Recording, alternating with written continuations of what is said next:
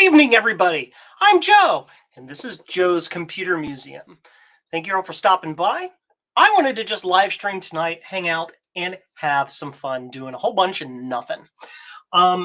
Basically, I haven't been putting out enough content lately because I've been too busy doing a whole bunch of projects and stuff. And I figured, why don't we just work on some of this backlog of stuff together live so that I can do both at the same time, maybe? I don't know. Some folks like the live stream. Some folks like the scripted content. I can't get the scripted content done. I've got too much stuff going on. So that's where we are. So let's give you guys an update on a whole bunch of stuff that's going on in my world so that you understand where we are on things. First off, Marcintosh is coming up tomorrow, first day of Marcintosh. Hashtag Marcintosh 2022. Make sure that you make cool Marcintosh content and look for that hashtag on all the awesome places for the cool Marcintosh Macintosh stuff that's going to be happening. I got a lot of repairs to do. One is from a gentleman who I believe is in the chat right now, so that's kind of nifty. I've got the Color Classic that I think Acid Rain has mentioned about blowing up more monitors. It wasn't a monitor. I'll talk about that in a second. I've got a couple new products I want to do for my website that I have to get up and running, and I'll show you those here in a second. Plus, I've got a Titan 3 I've got to finish getting reverse engineered. That process didn't, or not Titan 3, Titan 2E, 2 Plus, whatever, for the Apple 3. I have the Franklin memory board I've got to get finished. I've got a wonderful viewer / follower sent me an Apple II keyboard with the old Datanetics style keys and the keyboard encoder, the Datanetics style keyboard encoder. And hopefully I'll be able to reverse engineer that and have a universal encoder, keyboard encoder that will also work for the old Apple II Pluses with that specific chip in it. So that's a cool thing. So that is lots of stuff going. I blew up something. What did I blow up, Acid Rain? You tell me. Did I have Ron arrested while he was there? He got off scot-free. As you can see, the Mac he tried to take is right there. Everything is still in its place. It's all good. It's all in good fun until he walks out of the house without it. I'm kidding. Ron's awesome. I believe he's streaming tonight at 10:30, so catch him tonight. So lots of different things. So let's, first off, I want to thank all my patrons. My huge, big top list of big name patrons are, we got Michael Mulhern, Justin D. Morgan, Stavros Karatsaridis, Britt Dodd, Greg Rutke of Rutke Mods, and Peter Tihanyi. A whole bunch of super awesome people who like to throw money at me on Patreon so that I can keep doing this cool stuff back here and I don't have to worry about how much of my day job money ends up going to my hobby. So that is very super awesome. I thank them. To everybody else I didn't mention, I thank all of you as well. And those of you in the chatter who are coming back to watch this. Hit the like button, hit subscribe, hit the bell, and do all the YouTube-y stuff. That helps. Now, I did want to talk real quick before I got into stuff about some of this project work I've got going on. I got a box. It's a big box. So step one are these little thingies. These are little composite video adapters that will take the RF signal out of many RF modulators and convert it back to composite so you can throw it at a composite monitor. This was a project that was, how can I say, it was really Rudy from Retro Intel, Rudy's idea. And he's like, Joe, can you design it? So I threw it together. And then I might be putting these for sale on my store as little kits that you can make. They'll cost like $. They're super cheap. Here's a really cool one. Can you read it? You can't read it. Why don't I just take it out of the bag? Let's do that. See that? The Y cable. Nerdy stuff. So what this is a little PCB that you can mount some of the little adapter doodles on, or some connectors, and it will replace the missing Y cable for your Apple IIe PDS slot card that goes into like the Mac LCs and Color Classics and stuff. I have a small run of 5 of those. I have some other parts coming in, and once those are available, those will be up in my store. No, I do not know what the price is going to be yet. I have no idea because I don't know what my parts cost are yet. Of course, I've got a chunk run of blue SCSI boards. So as soon as I get the rest of my blue SCSI parts, I'll be back to producing those. So that's that. Oh! See, that's why I didn't open the package, because now I dropped them on the floor.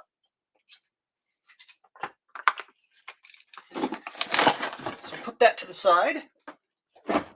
I'm also working back here. You can't see it, slightly off screen. I have the lighted Apple IIc keyboard project that I've been working on. Garth, hey, how you doing, dude? So yeah, lots of stuff. Remember, if you do want to support me, you can go to jcm-1.com and get one of these nifty little drinking mugs. Full of delicious, delicious coffee. So that's what's going on. Now, 2 other quick things I do want to mention before I dig into stuff. Number 1, remember, the 4 of us at Retro Repair Roundup are doing a giveaway of a Mac SE. Yes, we're giving away a Mac from Archintosh. It's crazy. More details about that will be coming up soon on our next Retro Repair Roundup episode, which I believe will be next Sunday. So that'll be a thing that you can watch out for. But basically, Rudy did some stuff to an SE, and then he sent it to me, and then I'm going to do some stuff, and then I'm going to send it to Javier, and Javier will do some stuff, and then he's going to send it to Ron, and Ron's going to do some stuff, and then we're going to do a giveaway. So keep an eye out on Retro Repair Roundup for that, for the details of how you can snag that for Archintosh. So that's going to be cool. Now, let's play around tonight. So I have a MacBook Air. This MacBook Air is broke-a-doodles. Basically, I shut the lid of it on my headphones and cracked the screen like a moron. And it was working okay. It was still fine. There was no problem with it. So I put it to the side and figured I'd do something with it eventually later. I didn't end up doing anything with it for the longest time. But when I went to turn it back on with an external monitor, it didn't work. It was dead. So I set that to the side as a this is ticking me off, I'll deal with it later kind of project. Eventually got back to it, and I sent it to Jay of the House of Moth, fellow Ohioan, who is a lot better equipped and experienced at fixing the more modern Macs, as you might call it. Send it to him, and he fixed it. Insofar as he got it to boot up and turn on. So that's that. The screen's still busted, but he fixed that for me. So if you're out there, Jay, listening, thank you very much. However, the screen's still busted. So I figured we would, I don't know, replace the screen. Maybe that'll be a fun thing to watch. I don't know. Maybe. So I needed to get this done and out of my queue, so we're going to do that. If we have time after that, we might also take a look at this client's power supply that was sent to me to take a look at. It's busted, doesn't turn on, and it may need a recap. I don't remember exactly, so we will see about that. So let's do a thing and click this thing and change this thing. And can we go to this camera? Yes. So here's MacBook Air. It's plugged in. I've got the external monitor on here, and when you press the power button, screen comes up. So the Mac works. The Mac is fine. There's nothing wrong with the Mac other than the screen. If you look really carefully, very carefully over here in the corner, you may not be able to see it, but yeah, you can see screen wackies. My cord is too short. Screen wackies. Can you see the screen wackies? Can you see it right here? See? It broken. So let's fix it or something. I don't know. Why not? Won't hurt, right? So first things first, let's open up the thingadoodle. What is this thingadoodle? Made a loud pop and smoke. Shut it off before it went too far. Gotcha. That is your power supply. Yes. So I've watched program streams that went on for hours. So sad, Mac. That's hilarious. I've done that too. Maybe not programming, but I've watched really long streams before. So let's yes. So this power supply, if it made a pop and smoke, but you shut it off before it went too far, if we're lucky, it's just some bad caps. We go in there, we take an inventory of all the capacitors, figure what it is. I'll send you an email with the cost, and you tell me yay or nay on whether you want me to actually do it, and then we do the thing, and then I hope it fixes it, because I believe it's for a somewhat, I don't want to say rare, but a somewhat uncommon machine that I don't have. So I'm not sure I'll be able to actually test it, but we'll see what we can do. So let's go ahead and get this apart. First things first, we need to get this shut off, right? Mouse-a-doodles. I'm going to turn away my screen so you can't see me type my password. You don't need to see that. Okay, so we're going to get it shut down. Let's see. Screen is so small, I can't see it. Shut down MacBook Air. PS2 model 3286. Nice. You know what? I might have one of those.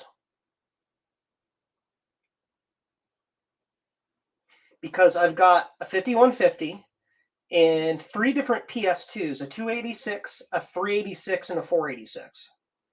So I might have the supply. I might have the machine. If I do, I can test it. We'll see. So anyway, let's do the thing. So first things first, Mac gonna go over here, screen go here out of the way, and we're gonna open this box, which has a really cheap, crappy aftermarket screen in it. I need a knife. Let's see what's in here.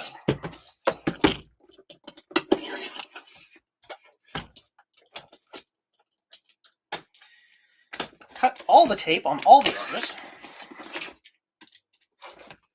All the edges.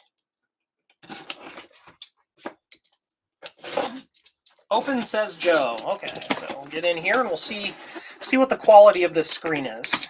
I bought this screen on Amazon. It was the cheapest one they had because I don't care. As long as I can get the machine to work, I really do not care.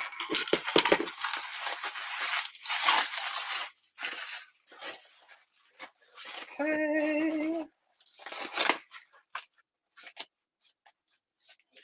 Undo all tape.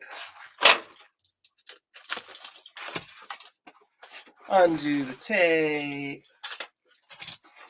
Very, very carefully remove this from its plastic. Okay. Let's get all this stuff out of the way. Cool. So it actually does say MacBook Air down here, I think. Yep. It's super cheap looking. And on this side, that was just this little piece of stuff here was just to protect that from this metal bit so it didn't scratch the screen, I guess. I'm going to flip this over. Look at this. Light sensor. Yeah, look at the little stickers they put on there to say, "Hey, look, we tested it." Jokes. Fake crap. Look, it's got the Apple logo on it. Good job, dudes, I suppose. And the match is pretty good. It's the right screen and everything. So, since that's a match, I guess we'll go ahead and take this apart. Because why not? All right, I will need my magical little screwdriver right here, and I will need the iFixit guide, because I have never taken one of these apart before.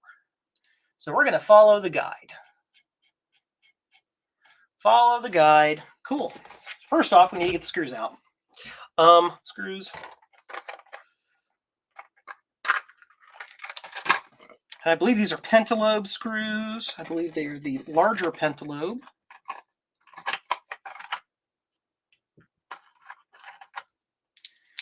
And let's see if we can change to the overhead view. That might be a little nicer for you guys. How's that sound? bench cam. There we go. That's a little better. I wonder if I can also change this right here. There is a button here. I can change that. We'll wash it out slightly.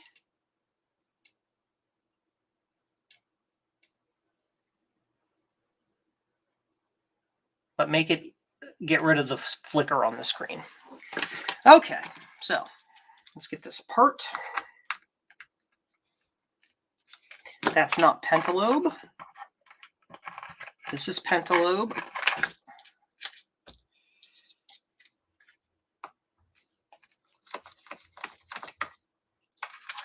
Doesn't stay in the screwdriver either. Of course it doesn't, because that would be convenient. Now you can see I've got the screws already labeled here because I've already had this apart before.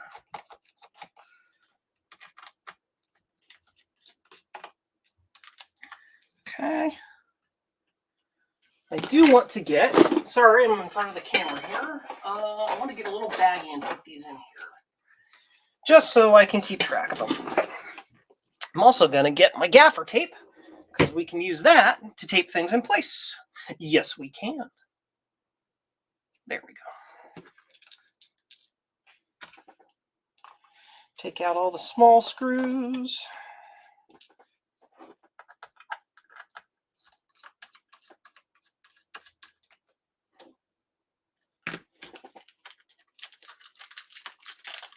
Dooby dooby doo, be doo doo doo doo, doo doo doo doo. So those are the short ones. Now get the long screws out.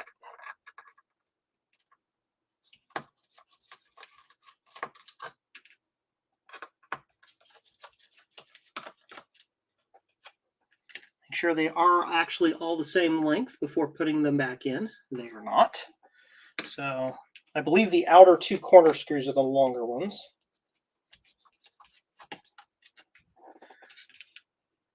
Yep. Heck, for all I know, that's what was wrong. I put the wrong screws in and ended up in the wrong corners and did it wrong. Broke something. Corner is L, corner short. These are L middles.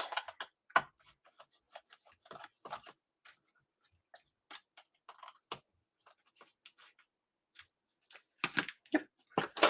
I need another baggie for that. These are going to be long middle.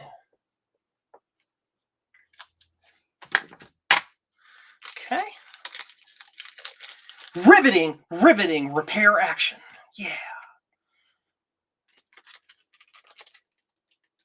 And again, as I said, I needed to get this done, and I figure if I'm going to get it done and share stuff with people, might as well do both at the same time, right?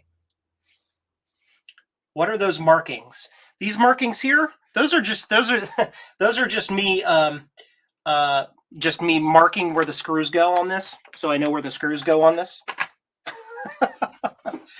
So we need to get the lid off.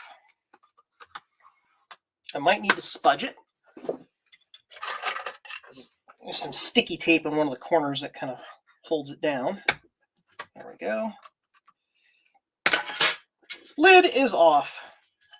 Lid to the side. Okay, next step. The internet says, remove lowercase, disconnect the battery, which is this one right here. Battery is disconnected. Yep.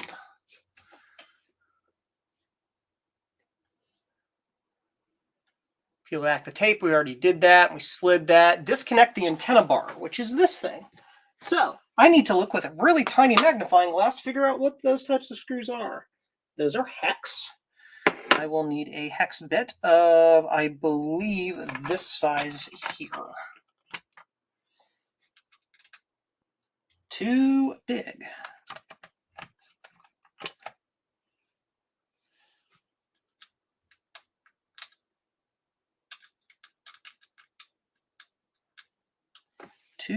big.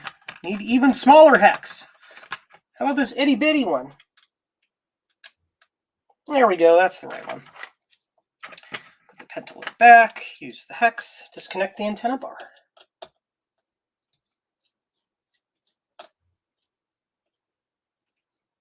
Now, are those captive screws or not? Many times they are. In this case, they're not, and they flew halfway across the room. Because of course they did. Knowing my luck, I now only have one.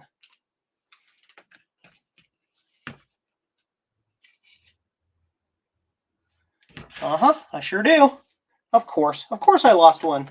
Of course I did. Because that would be convenient. That's fine. It'll still work. It just won't be antenna barred in very well. Dropping stuff all over the place. Ow.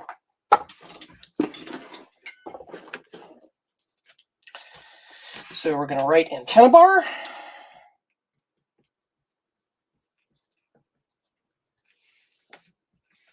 And put the bits in it.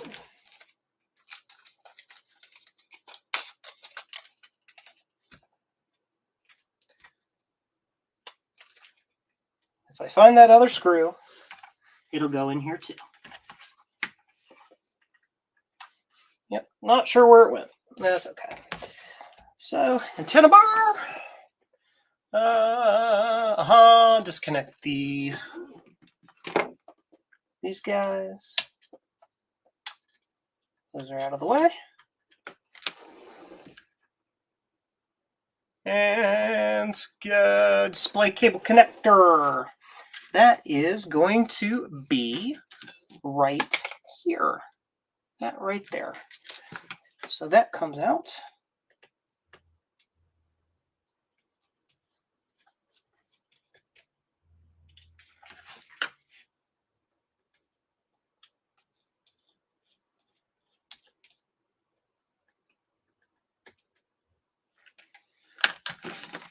Display cable hex screw. There we go. We write display cable on this.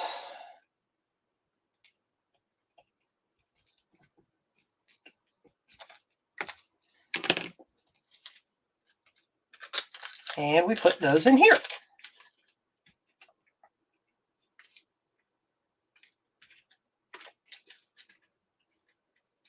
Okay. And you pop it out. Yep. Like this. Display cable disconnected. And we take out all the screws.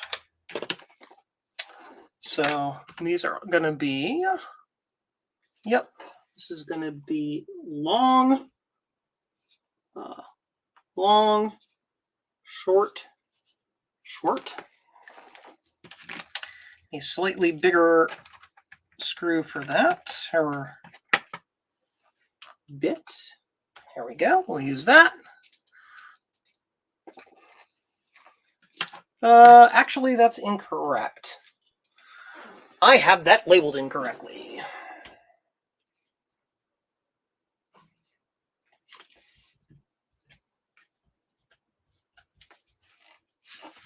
So it's long, and then these two are shorter. These two right here.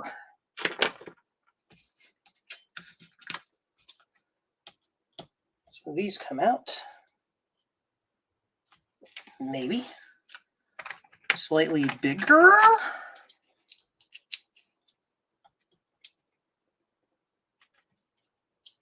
There we go.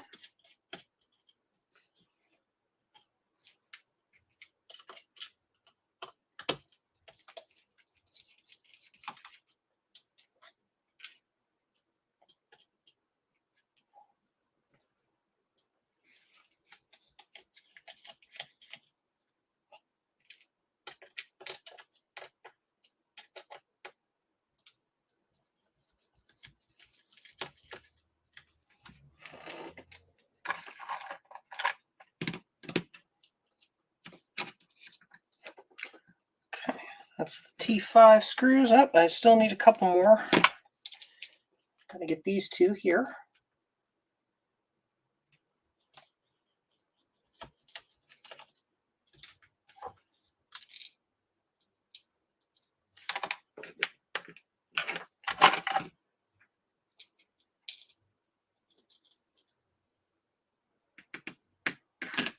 These big screws, big chonkers,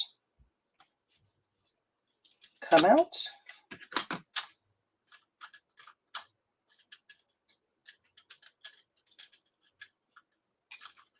Come on. You can do it. Come on out of there. There we go. And that was step 9, so I'll just label it step 9. Step 9. Are you guys chatting? Are you saying things? I'm not paying any attention. What are people talking about? Lots of things. All the things. What are we fixing? We're fixing my MacBook Air just for the heck of it, Thomas Armstrong. Just fixing it. Hey, Adam. Adam's here.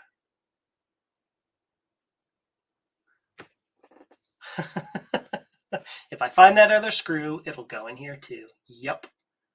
I had a 2E with a bad slot. Had to desolder it. Yeah, oh geez. 50 pins. Ugh. Mac with a screwed monitor. Yes. Yep. Mm-hmm. Yep. So,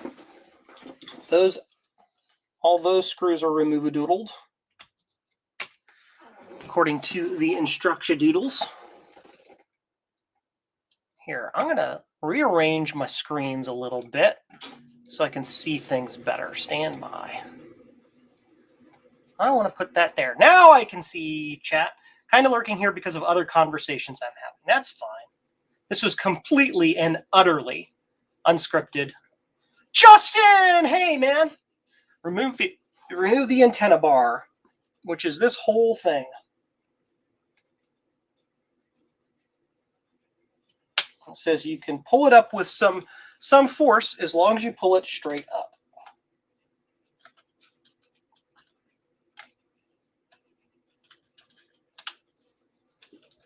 Stand by. Do have everything released, right? Yep, everything's released. All the screws are out.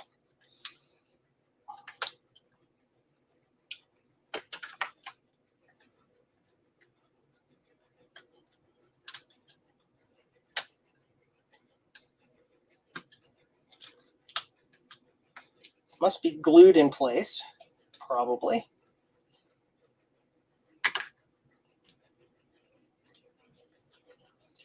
So want me to remove that?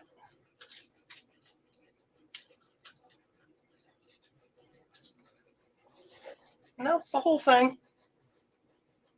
Yep, just yank on it really hard. That's what they say. Just yank on it really hard.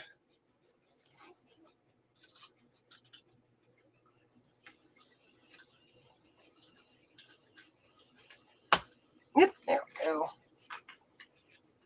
Antenna bar. Cool. And now I can actually remove the screen. So I need a T9 for that. I'm not sure that I have a T9 in this small set. Yes, I do. I have a TR9, which will work.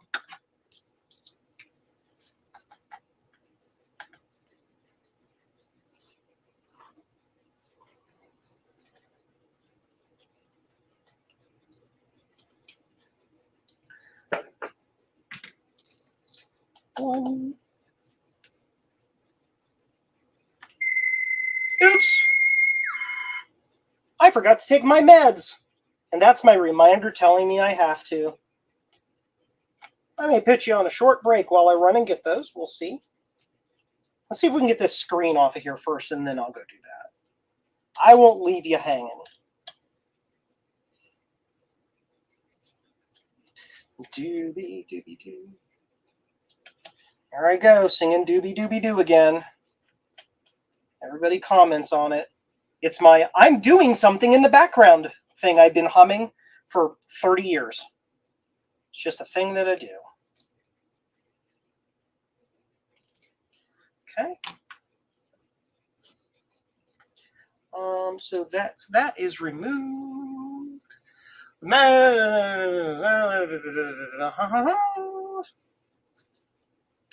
So in theory, I am supposed to be able to lift this up.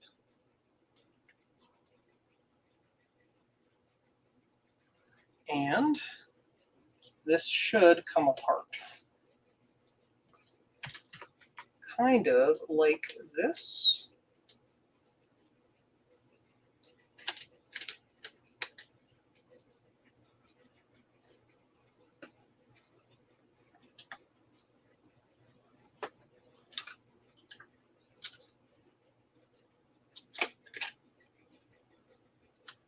And that one came out. There we go. And the screen is out. Ta-da! Woot! There we go. Joe, I was going to send you the SE shell, and then I got sent to Utah unexpectedly. Dude, that's fine. It's all good.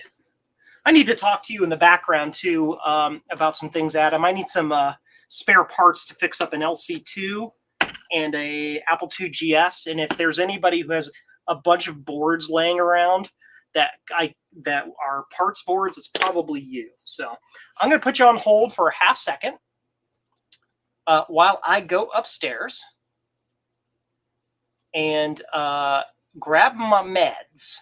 You're just going to, because I don't have a cool intermission video thingy-mabobber that I can show you. You just get to, like, I don't know, stare at the bench for a minute. It won't be long. I'll be right back.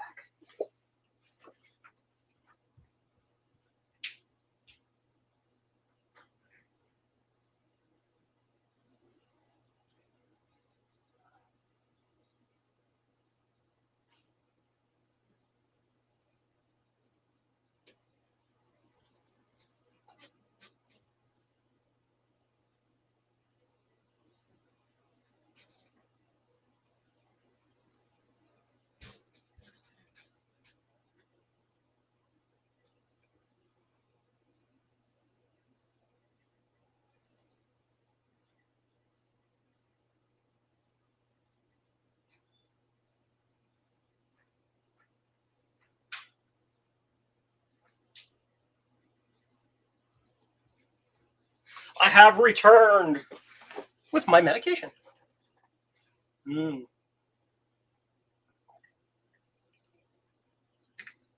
Tasty. And I'm very upfront and open about my medication. Very important. I take 2 medications. One is just for acid reflux. That's just a genetic thing. The other is for my mental health. I take a mental health helper. No reason to hide it or have any stigma about that. I suffer from generalized anxiety disorder, and I take a medication to help that not be a thing. And it makes me sane. So it's helpful.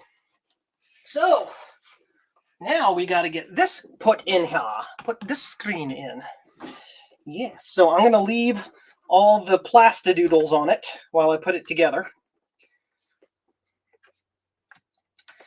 Okay. So this has got to kind of sort of go in here like this or something.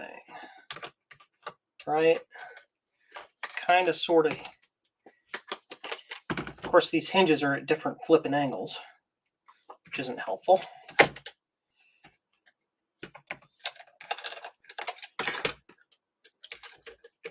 Knowing me and my luck, I'm probably going to break this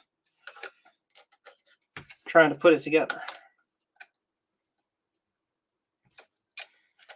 I know you guys can't really see what I'm doing. This is just kind of a footery maneuver.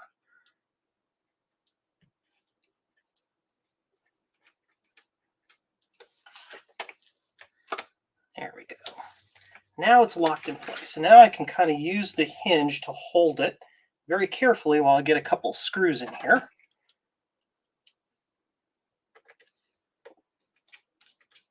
Then we can fold it closed and finish the assembly.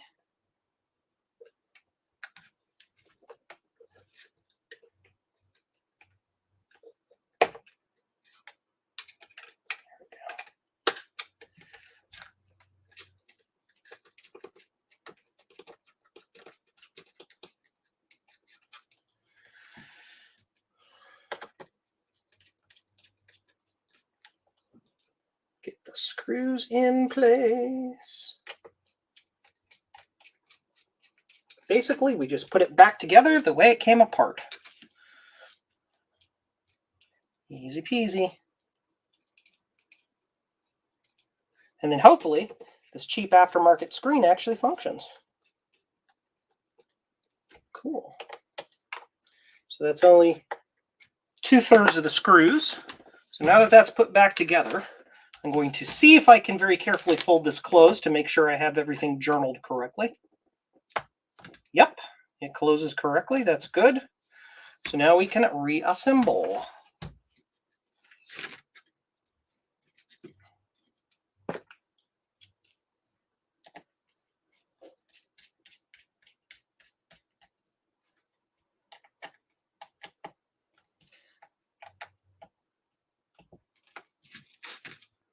Okay.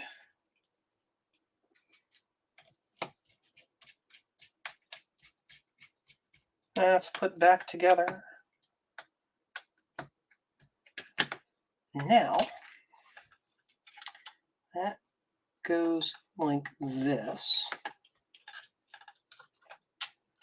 This has to kind of sort of slide into these little clip-a-doodles. Weird little kind of clip down in there that holds that in place. All right.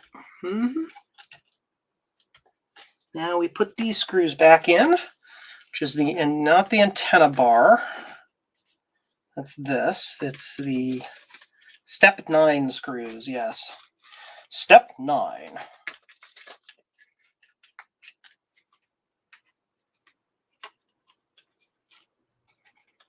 Come on out.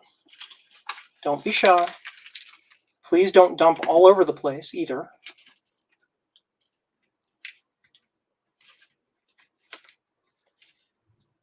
There we are. Screws are all out of that. Now we need to get these in, and if I remember correctly, that was a T5.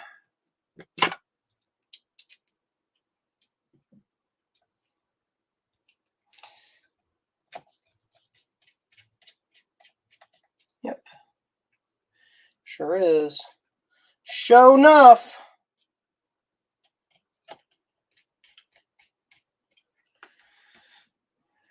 Put these big honkin' chonkers in here.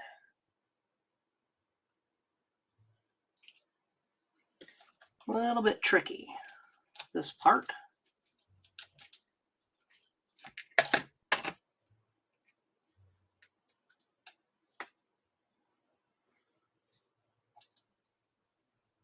Using tweezers to get this in here. Oh, be quiet. I already did the thing. Shut up. Getting the tweezers to get this in here.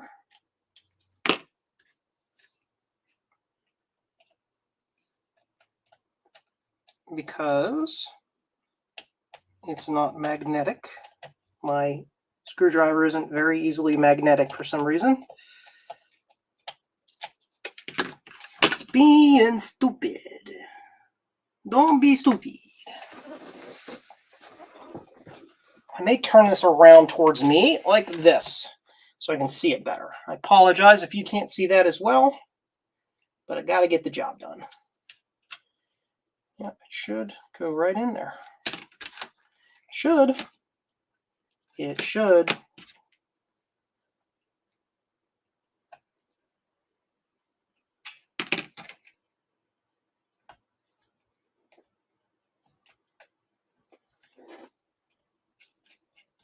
There we go.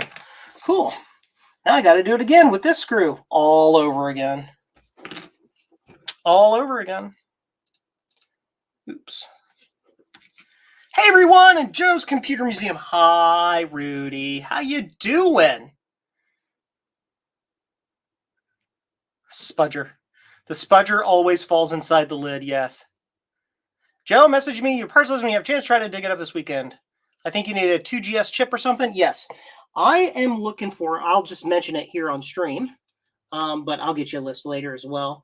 I am needing the keyboard glue chip for an Apple IIgs. I am also needing the sound chip for an LC2. So if you've got battery bond boards, but are clean in the areas of those two chips, then that's what I want. That way I'm not sacrificing a working board to make a non-working board work, if that makes sense. More screws to put in.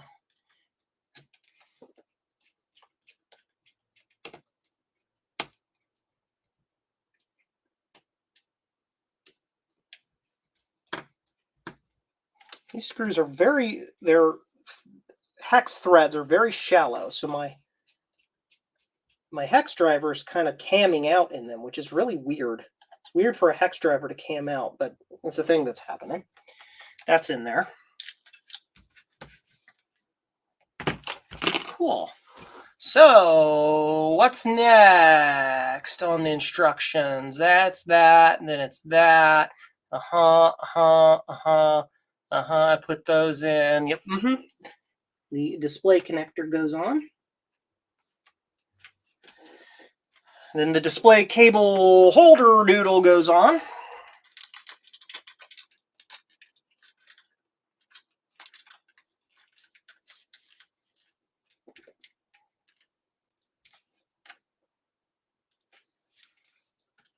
Which way does it go? It goes this way? Yes. What size are those? T3. So I need a T3 Torx. These are going to be really super footery because they're super insanely tiny. Stand by, I'm going to magnetize this. Huge magnet.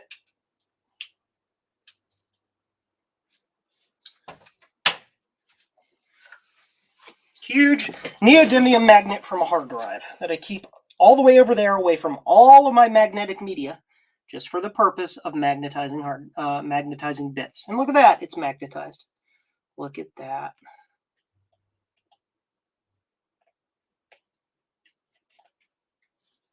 Can't lose the bit now, can we? Or the screw, I should say.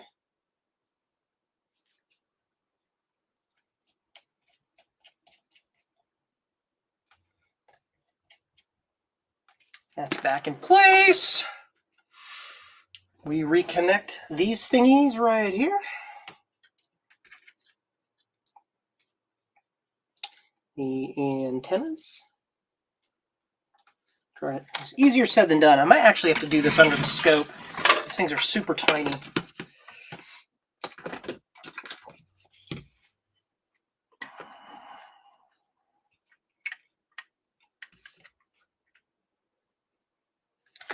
We'll even change it so you can see it. Why not?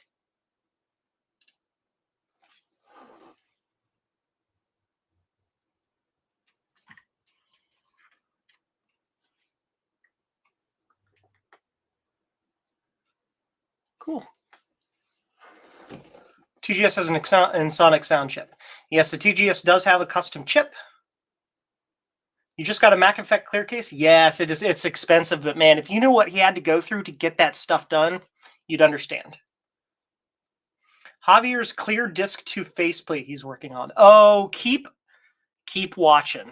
Javier and I are kind of sort of buds, so to speak. And yeah, he just got a cool. All I can say is he got a cool new thing that will help him along quite greatly. In the wow, I cannot speak tonight. He got a cool thing that will help him along quite greatly in the process of making that clear faceplate. I'll just put it that way. And if he hops in and happens to say, want to tell you about that, then that's up to him.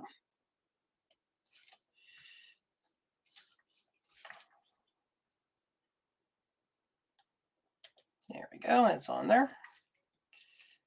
And then this one.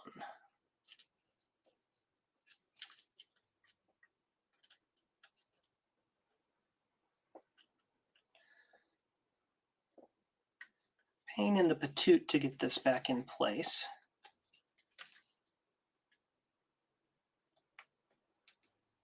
Now I did notice something here that I'm probably going to want to take care of. I'll zoom in.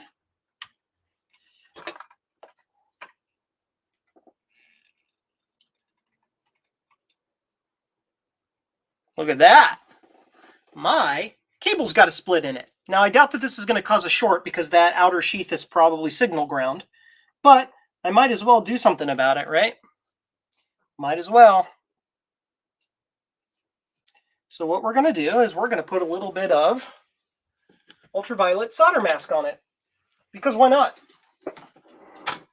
Why not? It's an easy fix. Tiny little bit of solder mask.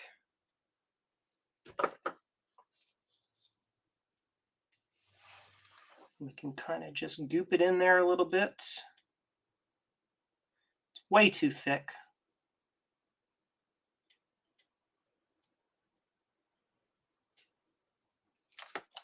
Have to thin that out a little bit.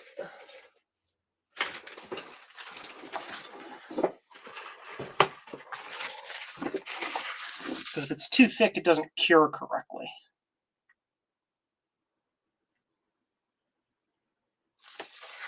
Okay. Now we get my mega light. You guys get to see the mega light. Shrink tube. Yeah, I could use that. Probably. Bench cam. Mega light. So cure that stuff up in no time. No time. Click this in here. That goes in there. We flip that switch to on. And we press that. And ultraviolet occurs. While that's doing that, I'm going to look real quick on the floor and see if I can find this screw that I flung across all over the place. No idea where it went. No clue. Of course, they've got tons of little black bits of stuff all over the floor. Because, yes, I clean this place relatively frequently, but I got little bits of plastic chaff and just like stuff just all over the place. And I don't see that screw, so it probably went that way somewhere, but that's fine.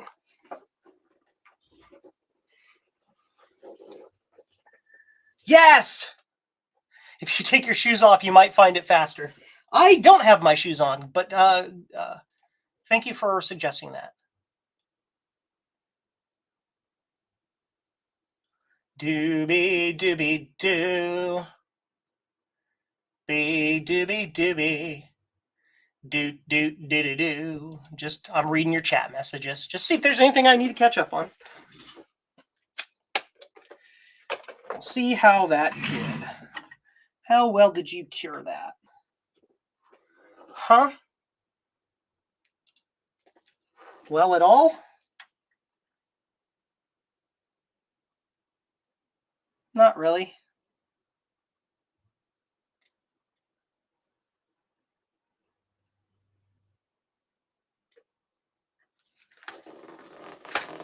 See, it can't be too thick. That's the problem. Let's try it again now that I kind of thinned it out a little bit. And power light and mega light. So this little UV lamp here that I'm using, this UV lamp here that I'm using is the UV lamp that you can get at Sally Beauty Supply for putting your fingernails under for curing your fingernail polish. That's what it is. That's what it does. And I originally got it for, what did I get it for? I got it for the purpose of retro brighting, but it works a lot better for this. So, did you ever get the Retro Chip Tester Pro? And if so, did you ever finish putting it together? I believe I have that. Stand by.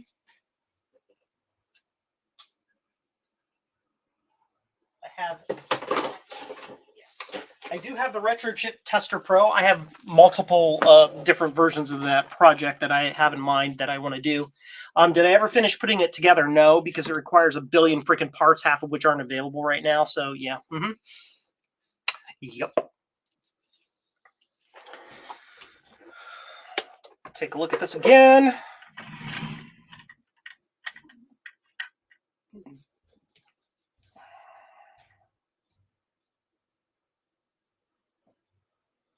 It's really not curing. It doesn't like that. So we're just going to clean it up a little bit and just call it okay.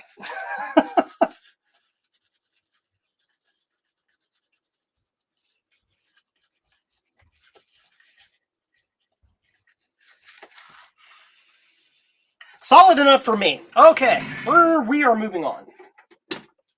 Because I don't feel like futzing with it. Because it probably wasn't the right way to do it.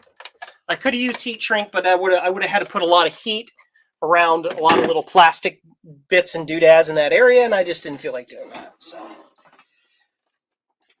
moving on. So those are put back in. And the next step it wants me to do is to put the little antenna bar back on with my one screw as I stare off across my bench, hoping that I'll see that missing screw somewhere. But I won't. Nope. So we'll just put it on with one and we will just hope it stays where it needs to stay. Now, what size Torx is that? Is that Torx 3? Yeah, it's a Torx 3, which I already have, and I have it magnetized this time, so I'm not going to lose the screw. And it's just going to kind of go in place.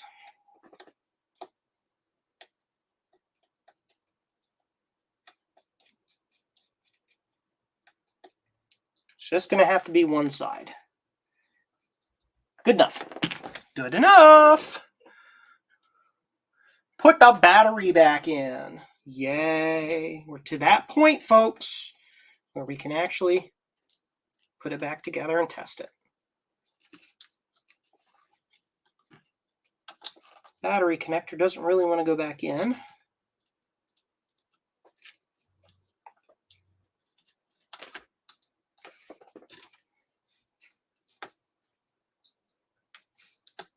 There we go. Battery connector's back in. Here we go.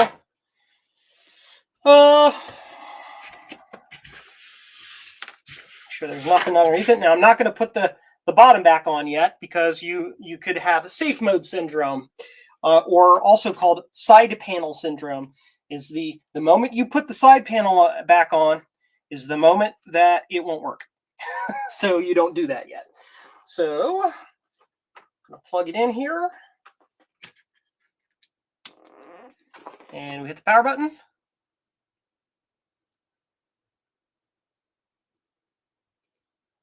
And we hit the power button.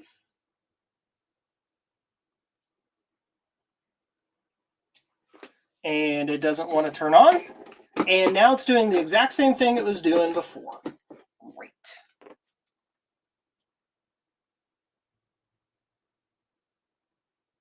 Awesome.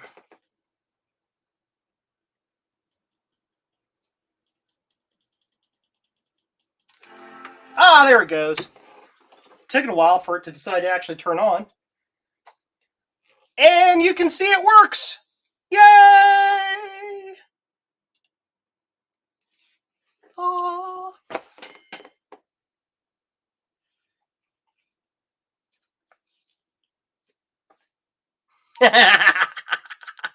Yeah! I don't know why it took it so long to turn on. I don't know what that was about.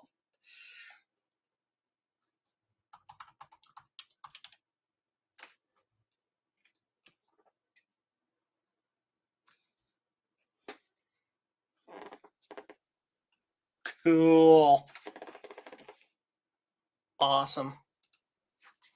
So we got a fixed MacBook Air. Cool. So we can go ahead and shut this down and put the screws back together. Put the screws back in the back panel. We're going to peel this off. You ready? Are you all ready to savor the peelies?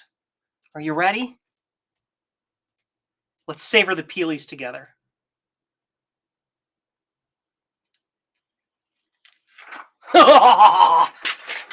Cool.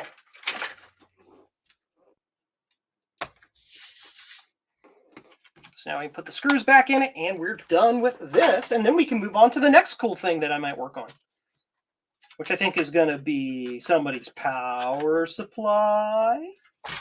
Maybe.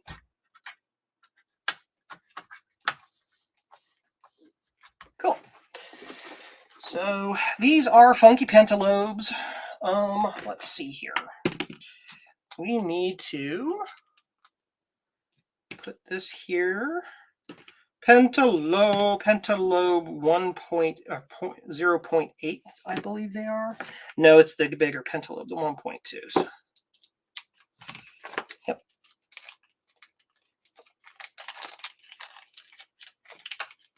Short screws.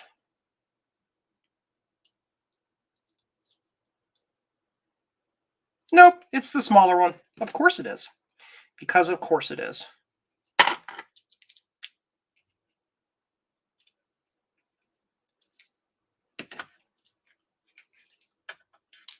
Stop it.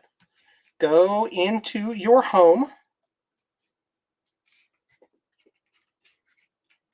No, it is the larger one. I was right, then I was wrong, then I was right again. Yeah, there we go.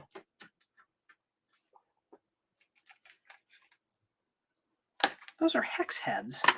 Hold on, that's not a pentalobe.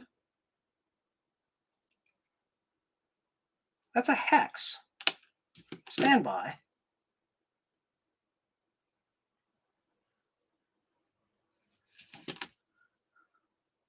Yeah, it's a T4. That's a T4. What am I doing? This is the pentalobe. Jiminy Christmas. Okay. Well, there you go. Not sure how I got that mixed up, but whatever. Okay.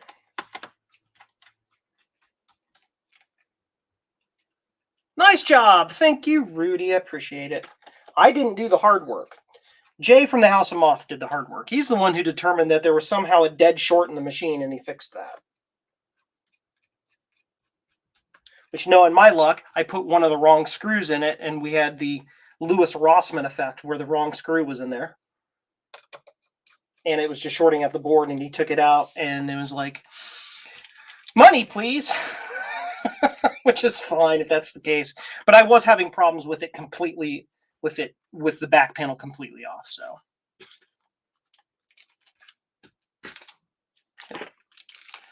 These are the corner screws.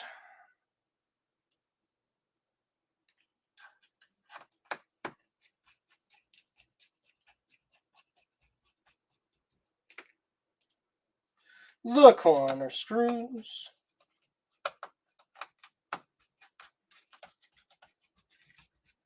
And then the long middle screws. It doesn't work, but it was fun anyway. That's cool. There are 15 of you watching. That is awesome. To everybody who's come in at about the 1 hour mark, thank you all for stopping by and hanging out with me. I figure if I was going to sit here and work and goof off and fix some things and work on my stuff and my customer stuff, I might as well just do it with you. Because how else am I going to get any actual content out? If I'm going to do it, I might as well just do it, right? Right. Now, we get to do the super cool thing. And that is, we get to clean this. Where did that piece of paper towel? No, I'll get it in clean piece. Yes, I have a roll of paper towels up here above the bench. So now we remove all of the marker I put on there previously. If I can. I don't know how well it'll come off. Yeah, pretty well. Isopropyl removes everything. Well, except that apparently. If the isopropyl doesn't work, I can upgrade to acetone. That'll definitely remove it. We'll probably also remove the anodized finish on it as well.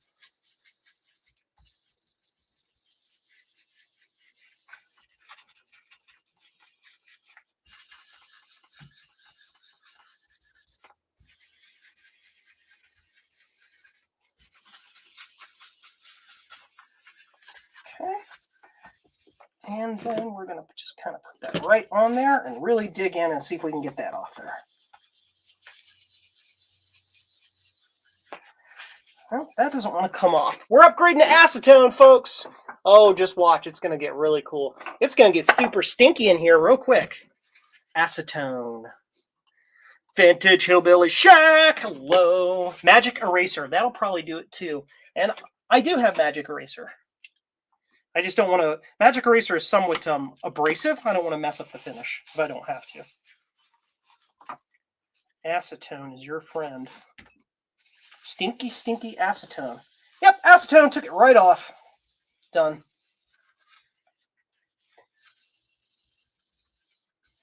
Being super careful around the little rubber feet because we don't want to hurt the rubber feet. The acetone will just melt those. And almost done. There we are. All clean and pretty. You can smell the acetone already. Yep, I keep a can of it up here for super tough jobs. Super tough jobs. Okay. So, this guy is done. We can charge him up and put him over to the side. You just go over here and hang out. Okay. Dead screen goes over here. Ooh, ooh, ooh. I forgot something really important. Something super important. Very, very important. We have to readorn it. Yes, we do. We got to put stuff on it. Now, I've got things that I can put on this. What are we going to put on it? Let's see. First things first. Let's put that on it. Yeah. Let's put some stuff on it. So let's put this sticker on there.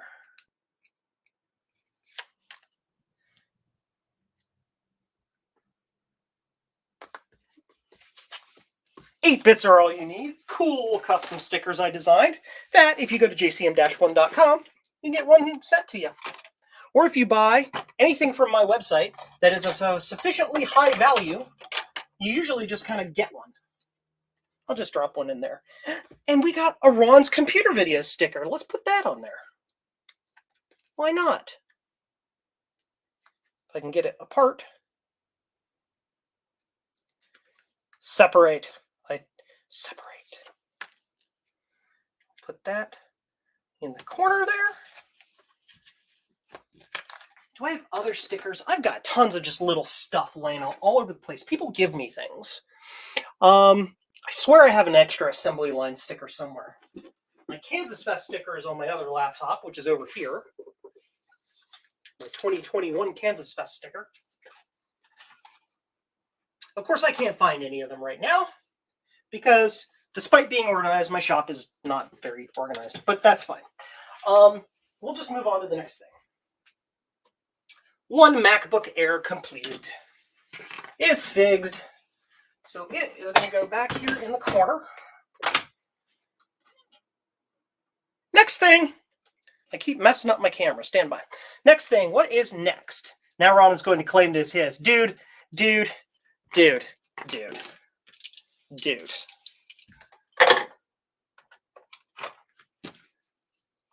I was watching him like a hawk.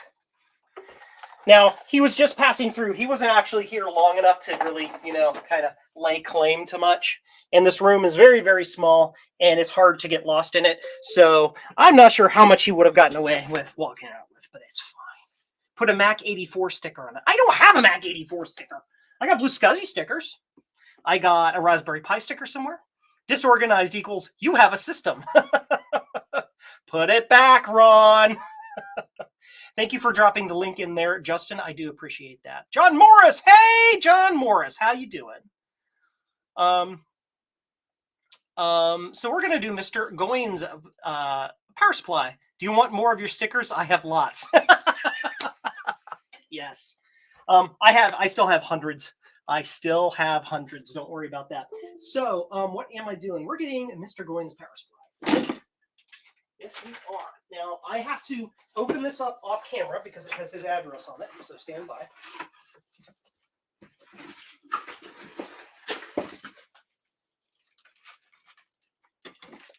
Here we are. Now, here is Mr. Goins' power supply. He told me, quote, it made a pop noise and smoke came out of it and I turned it off. Okay, let's figure it out. Let's figure it out.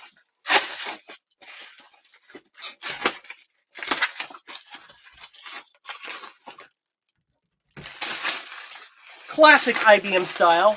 It is a honkin' chonker. It is a chonker. It is a super chonk.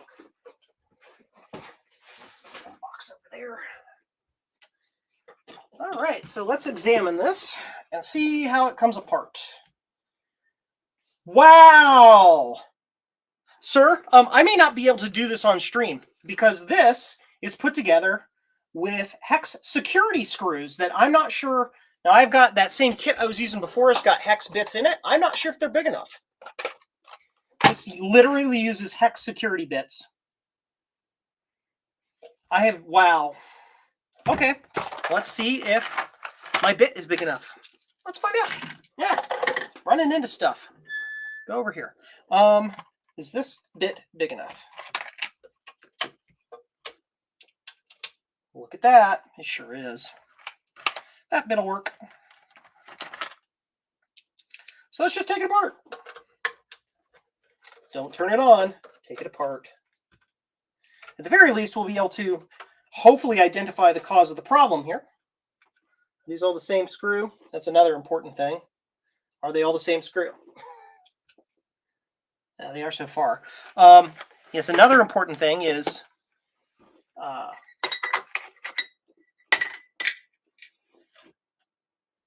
I forgot what I was saying. Anyway, we're going to open this up, see if we can identify what actually failed, and then we'll know that's what we got to fix. And hopefully that'll be fairly straightforward. It's probably just popped caps. Now, Mr. Goins, was when you turned it off, was the machine still powered on? Was still generating power?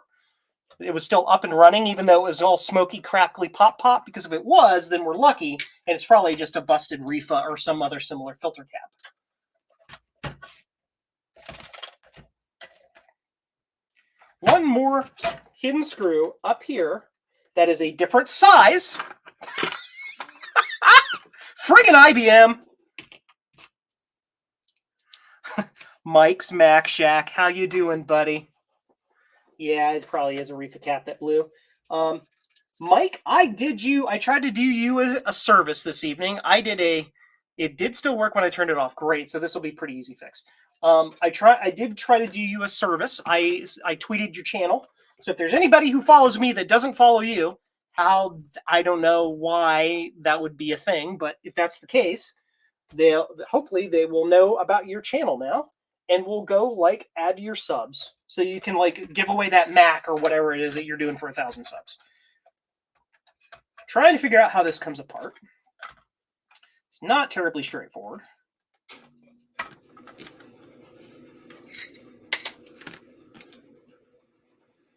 I'm going to color this screw, the head of it, so I remember where it goes. It's going to be bright fuchsia.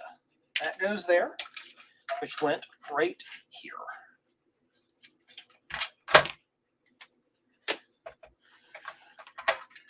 All the screws are removed, but it doesn't want to release its secrets. Reveal your secrets. Pry hard, it will come apart. Yeah, I'm sure it will. Just got to get in there with something to pry with.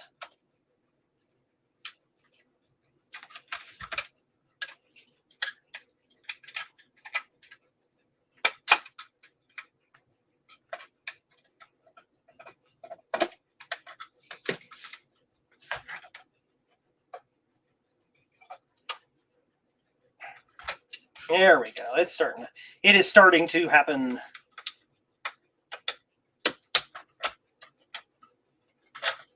You son of a frickin' do the thing. You can do it.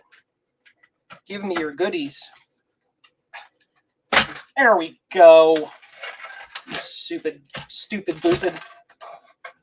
Open. All All right, let's take a look around and see if there's anything blatantly obvious here. I'm not seeing anything explicitly labeled as what we would call reefa, but there are a couple of filter capacitors there. I honestly don't see anything wrong with it first glance. Looks pretty okay to me. Doesn't mean something didn't blow up, and I'm just not seeing it yet.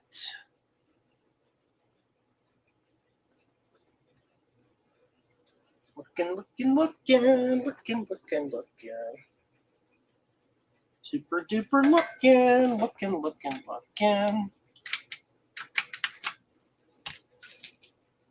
right, now I'm going to go in with magnifying glass.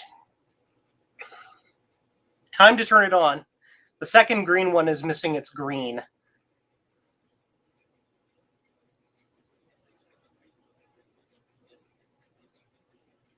Right above the large green one. Yeah. Right here.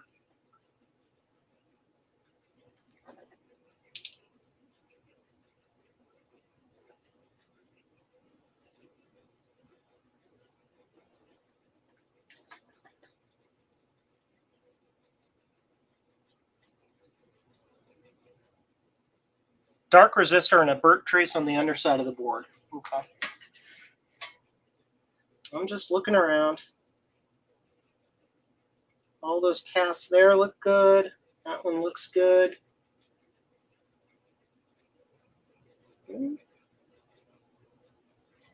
All the electrolytics look okay.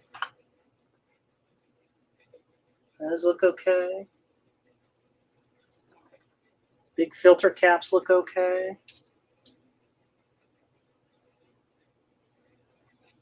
Yeah, I'm seeing nothing obvious from these filter caps.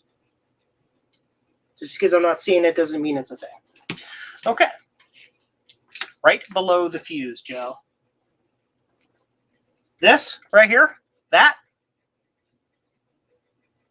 right there, that one. The second green one is missing its green.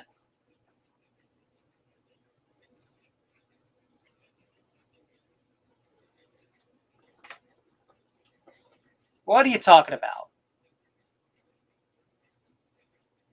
Well, yes, the other side of the board may reveal some no next to that. This one? That one right there?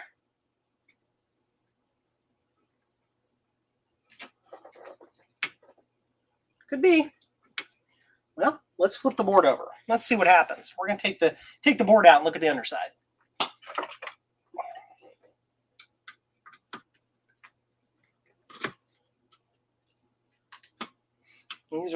These are pretty standard Phillips screws, so I don't really have to worry too much about these.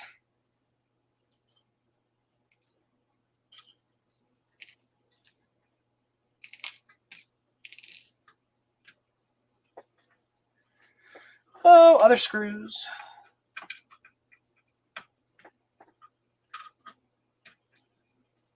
More screws. Any other ones? Yep, one more. And she's loose. So, disconnect the fan. Disconnect the fan. We will disconnect the fan. The fan is glued in place because of course it is, IBM. Of course it is.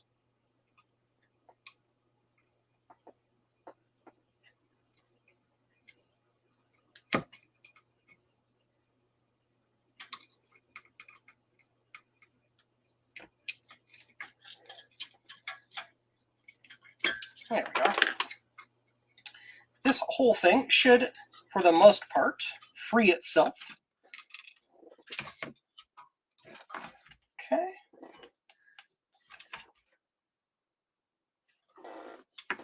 Looking on the back side, again, I don't see anything super crazy.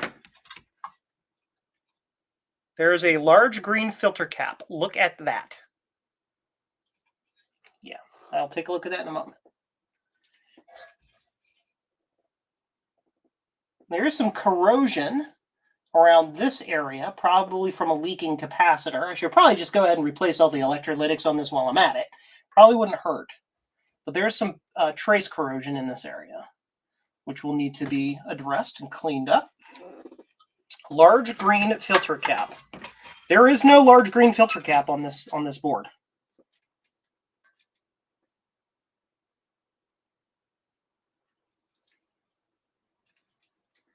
I mean, define large and green. There is the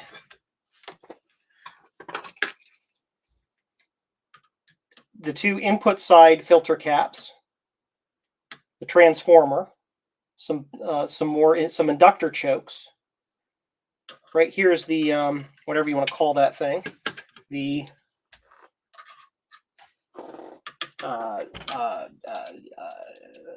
full bridge rectifier, the bridge rectifier, a couple more filter caps, and then the voltage regulator, and then it goes off to the low power side from there.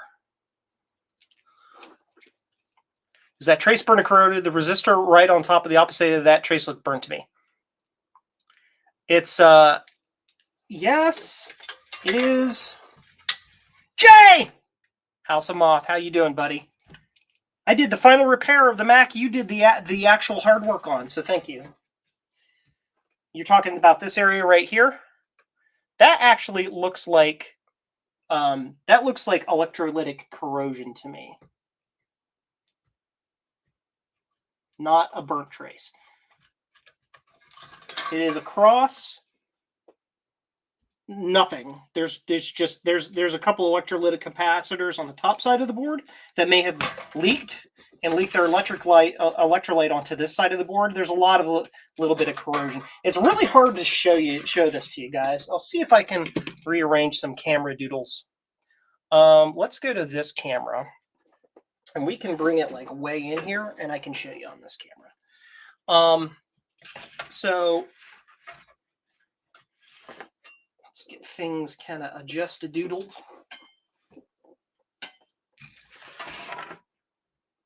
Right.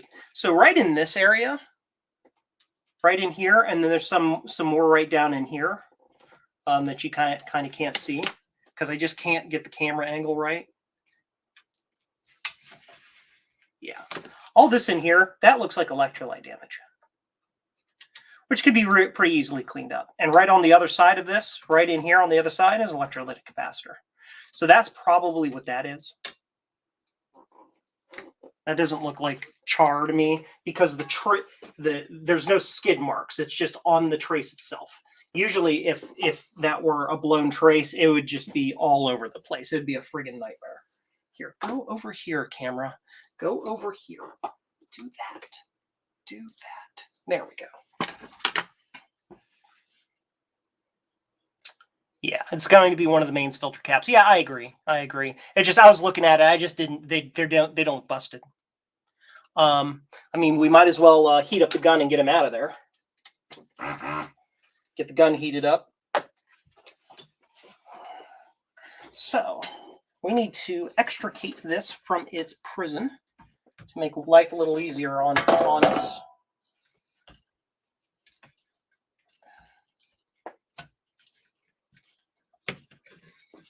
It's all kind of tangled up in itself here.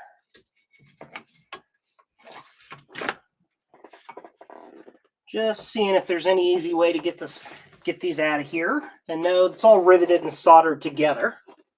So we're just going to have to kind of work on it attached here. I guess I could clip the wires and then resolder the wires together, but I'm not sure I want to do that. Nope. Now the next question is, do we want to replace the filter caps? And I don't think we really want to do that. We can. Yeah, the Model 30 has some tantalums on it that like to blow, yes. Doobie doobie doo.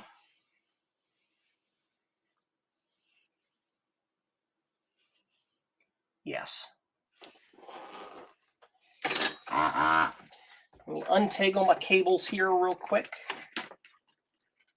Sorta, kinda, sorta. Well, that's gonna have to do for now. All right, where is my cleaning wand? Here it is.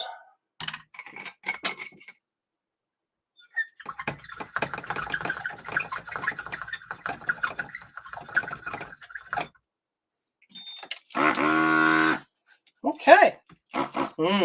Delicious. So let's get these filter caps out of here.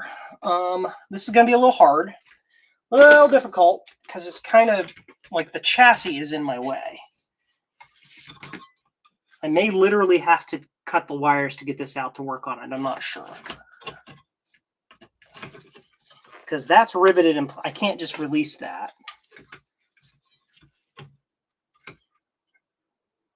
I can probably do this though. Snap this little zip tie. And maybe it'll give me a little more room to work. Maybe not, I don't know. Not really. It's pretty much dictated by this. That holds that in there. Just one screw, one nut, captive nut thing.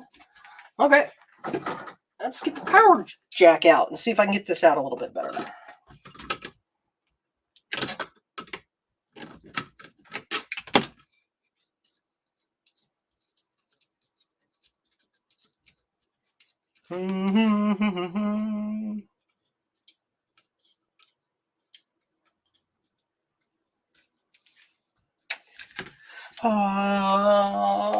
This.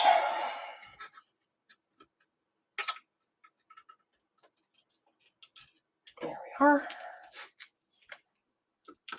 Now, will this come out? Will it come out? But it comes through. It's not held in place by the clip-a-doodles, is it? So it has to go out through the hole. What a pain in the ass.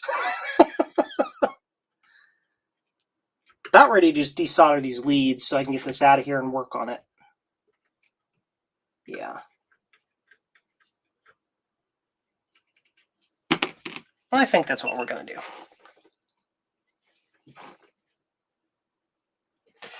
So we're going to do that.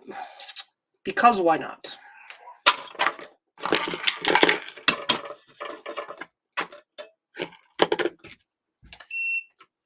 So it's blue is this side, and brown is this side. Blue being neutral, brown being live. Do you know why live is brown? Because if you touch the live wire, you're going to crap your pants. This is the first Marcintosh video for 2022. Thank you, Bruce. Bruce living in the future. I already did the Macintosh content, so now we're on to like that blasphemous Windows content. Or PC content, whatever you want to call it.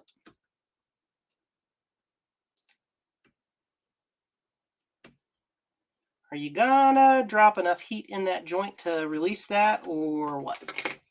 Do I have to wet the joint to give you a little helping hand, or? Now, how easy is this going to release? Easy enough. Easy enough.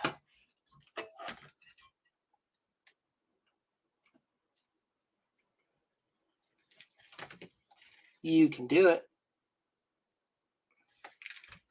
There we go. Cool. Now I can really get in here. I hope.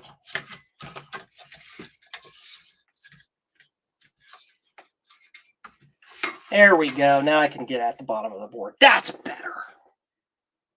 That's better. Blue being cool, so it's neutral.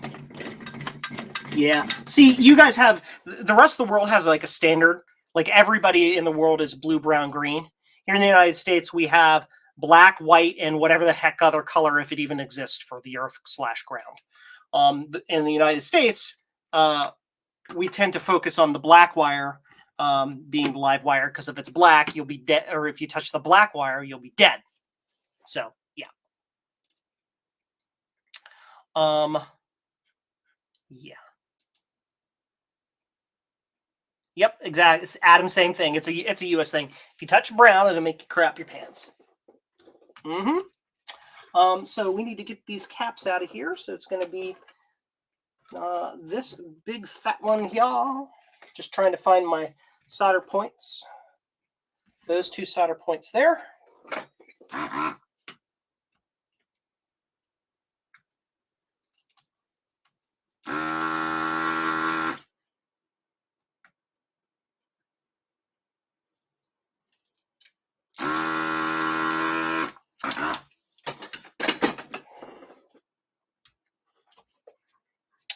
Not sure it did a very good job of releasing that. Nope. Do it again. Do it again.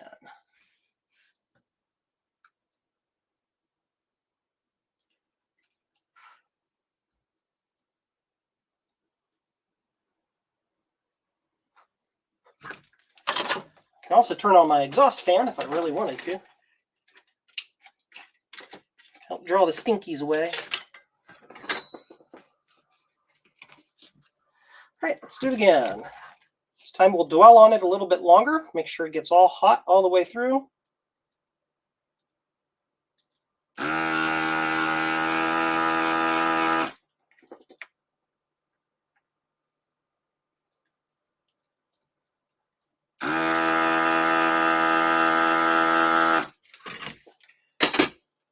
How about now?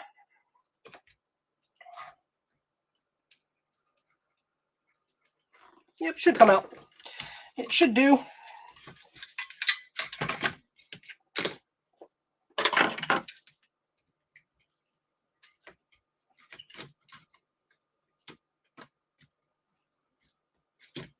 little bit of glue holding it in place. Yeah, just a little bit.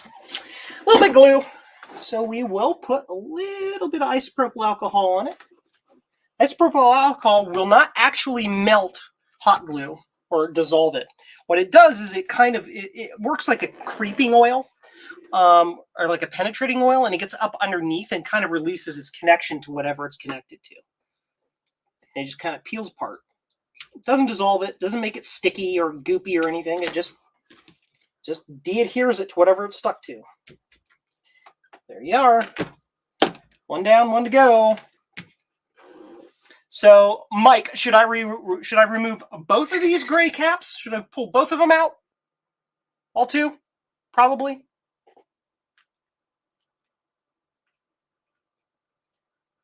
ArdentTool.com. Is Joe fixing a power supply? Yes! Yes, I am. Ardent Tool. Yes, you were just talking about that last night, Mike, weren't you? Awesome website, by the way. Literally everything you could ever know about the entire PS2 series is there. Doobie doobie doo. Be doobie doobie doop doop doobie doo. I take it we need to go ahead and might as well since you're there. Yeah, yep. Mm-hmm. There's a little bit of a delay between what I'm doing and what you guys see here, because I forgot to change my stream latency, and now I can't change it now that it's started. I usually set that to ultra low, so there's only a 2-second delay, but I forgot.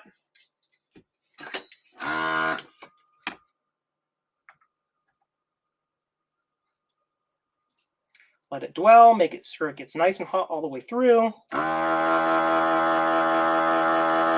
Suck it out. Repeat. Let it melt. Let it dwell.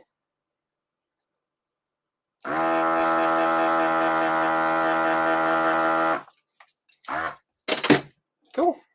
Is this one loose? Are you loose? This one also has got a little bit of glue on it of a completely different color. Okay. A little isopropyl to help it release that.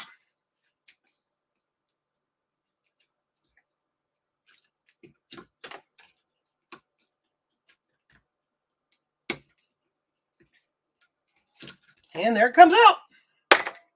2 caps removed.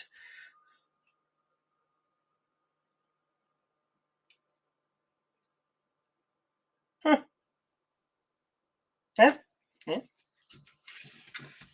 Let's look at them under the scope. I just want to see them.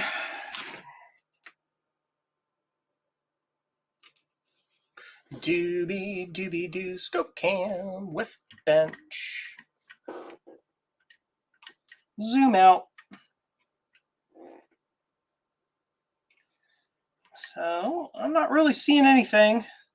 And there's some scrapadoodles on the top there, but that's where we were poking around with it. Some glue and stuff. There's the resin. It's intact. That's the big one. It's the one we removed last. Here's the one we removed first. Everything seems intact. Again, those are chomp marks from where I was pulling it out of the board. I don't see anything obviously wrong with them, but who knows? Who knows? This is where we will also take an inventory of the capacitors or the electrolytics in here so that we can order parts. Because while I'm in here, I might as well replace all the electrolytics. Might as well. Did the chat just freeze? Chat freeze.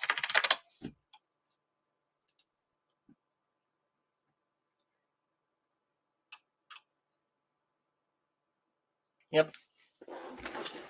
Now, it could have been any one of these other caps, too. It could have been one of the electrolytics that popped, and it could have blown out the bottom, and it's not the top, so they're not obviously screwed up or anything. It could be anything.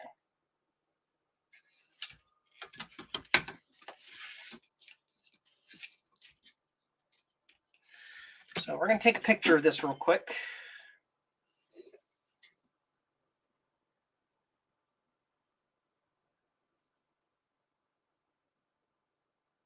Cool. And we can take an inventory! Yay! This is the most boring part. Excel. Cool. Now you get to watch me type for like 10 minutes. We're going to go to Benchcam. Sure, why not? Maybe that one? That might be slightly more interesting view of what we're doing here.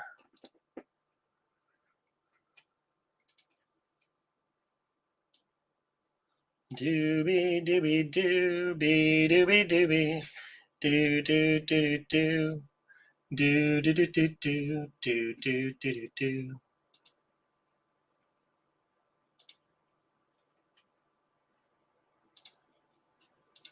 So let's see what's going on here. Stand by, I'm just moving some windows around and stuff. Just moving some windows around. Okay, cool. So let's kind of put that like that. So what are these big guys? These are 47700,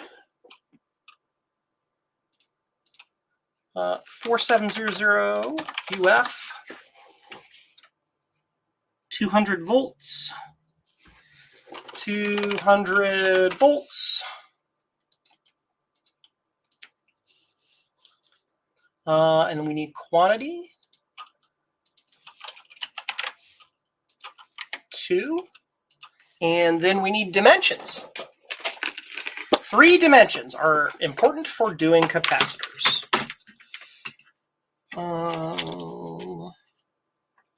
Get my micrometer.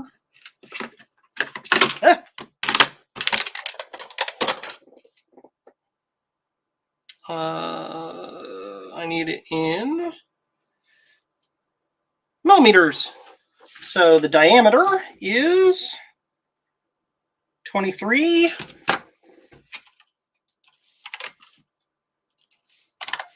Height is, so you need the diameter, how round it is. how girthy it is. You need the height for how tall it is, and then you need the spacing of the the terminals. Yes, that. So our height is approximately 41 millimeters, and lead spacing is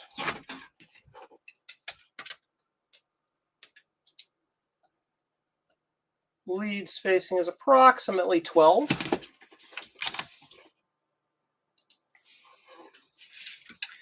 While I'm going, I can put a little mark on them. We won't use that color. I will use this color. Put a little mark on them so I know which ones have had the thing done.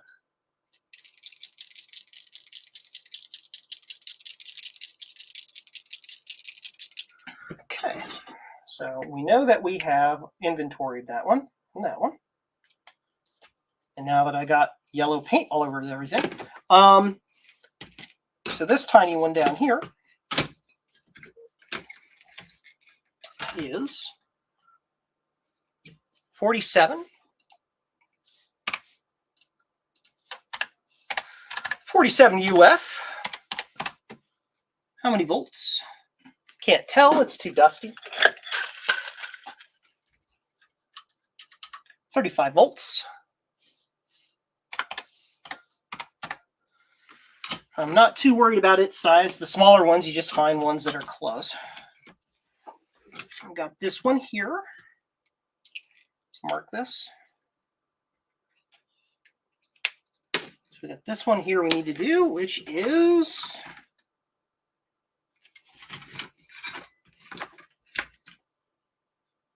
there we go. Yes, 2.2 UF 50, 2.2 UF 50 volts. Yep. 2.2 UF 50 volts.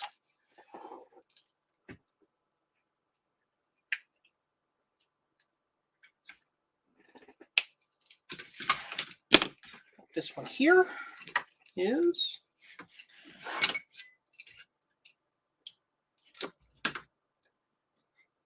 220 UF at 25 volts.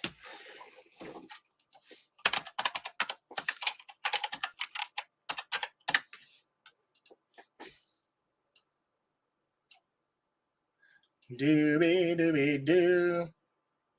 See ya, Adam. Thank you for stopping by. Enjoy your dinner, sir. Got yellow ink all over my fingies. All over my fingies. So that one's done. Let's see. Can I see this big honkin' chonker back here? My head might be in the way. My apologies. That is 10 volts, 2200. 2200 UF, 10 volts. That one's done. We got this, there's a tiny one down in here that I can't really see. Ooh, there's also this little AB one here too. Ooh, I think I may have found your explosion. I think I found it. I think I found it. Let's look. Let's look-see.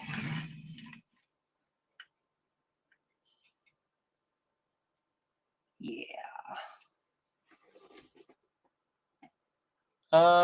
Click a button. Click a button.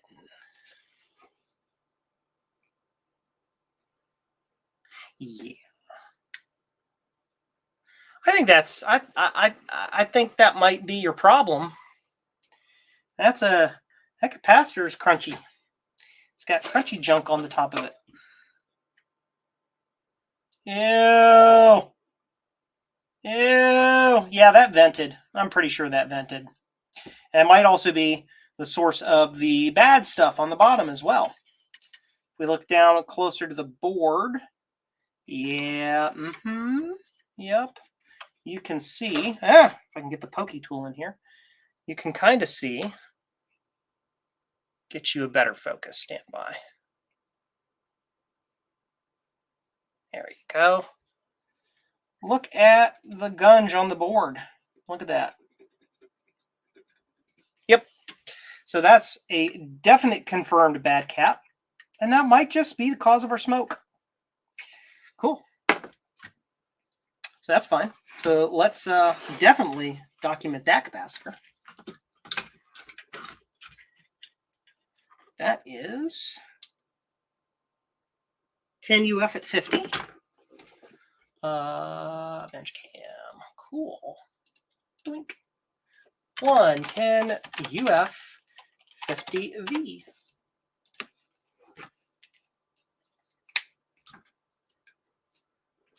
That one's marked. That one's marked. Let's see if we can figure out these last couple. These two here are probably the exact same capacitor. They look identical to me. Kind of hard to see because of where they are.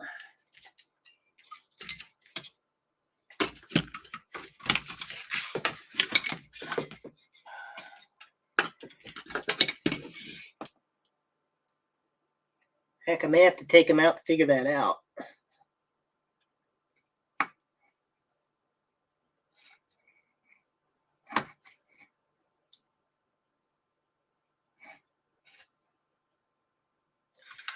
Yep, I think I'm going to have to take them out to figure that out. That's okay. That is okay. Because we have the ability to do that with the super sucky machine.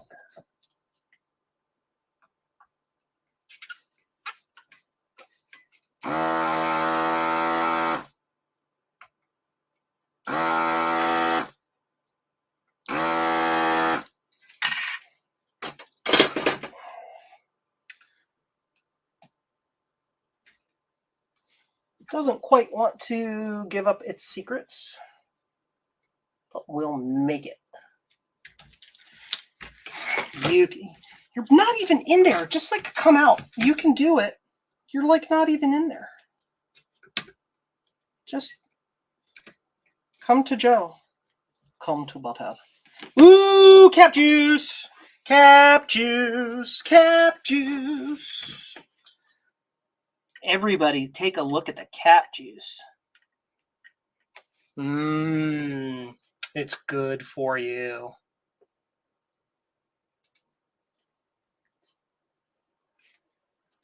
Look what I found hiding under that one.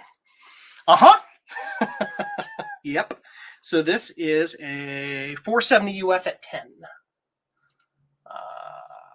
470 UF at 10 volts. Yep. And that other one next to it is probably identical. Probably.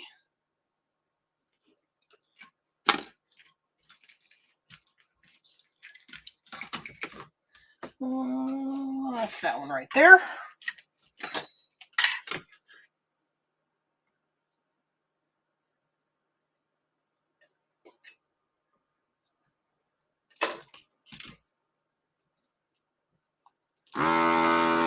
You can't see a GD thing I'm doing. Here, have a camera. Do camera stuff. There. That one? This one? Yeah. All right, let's get this other one out of here.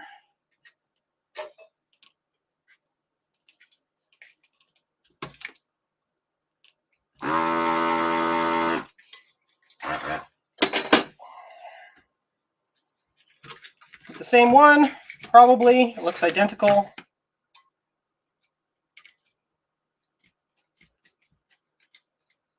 More cap juice.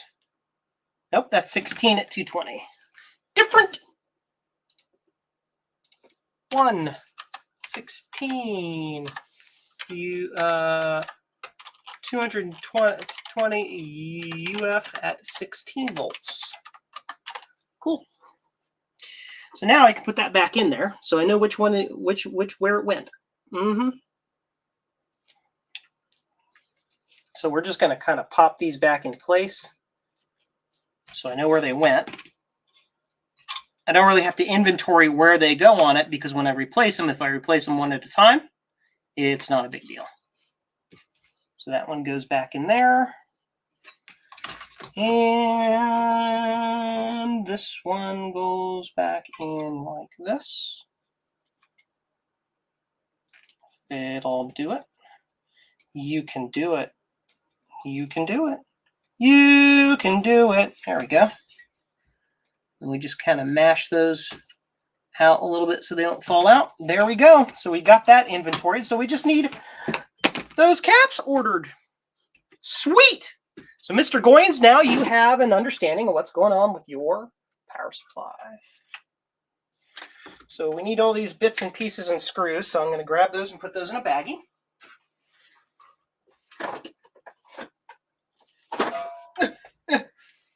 Almost fell over.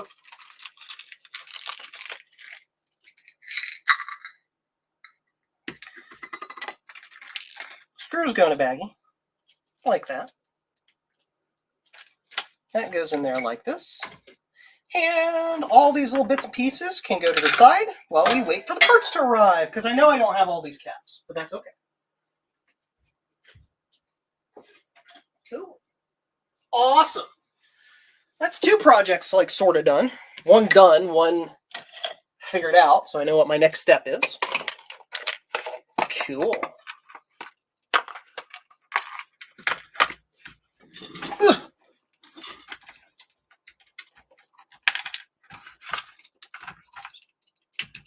Putting my digital caliber back. Cool. Glad to see it finally get taken care of. Yes. Remind me again what model that came out of. That's a PS2 Model 50, you said?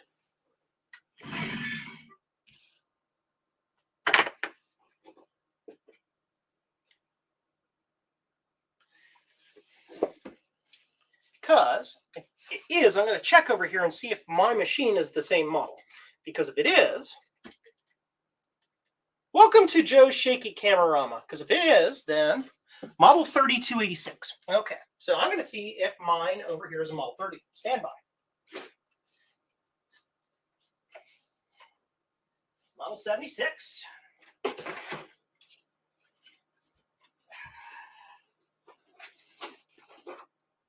Aha! Model 3286. Would you look at that? So not only can I recap it for you, not only will I be able to recap it for you, I'll be able to put it in a machine and test it and see if it works. Woo! Awesome sauce. That is freaking cool. See, and people are like, Joe, why do you collect all those computers? Why do you have all that old stuff? I'm like, so I can fix other people's stuff. If I've got the same model, I can test it. Right? Right. Oops, I got more screws to put in the screw container. Stand by.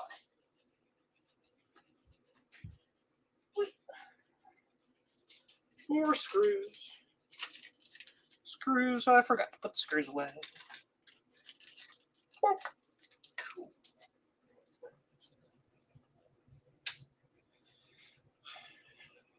While I'm at it, when I get those, I'm probably going to order 2 sets of caps and go ahead and recap my power supply while I'm at it, because mine's probably going to have a problem. I've turned that thing on maybe 3 times. I don't even remember what version of Windows is on it. If at all, I don't know. What computer don't you have?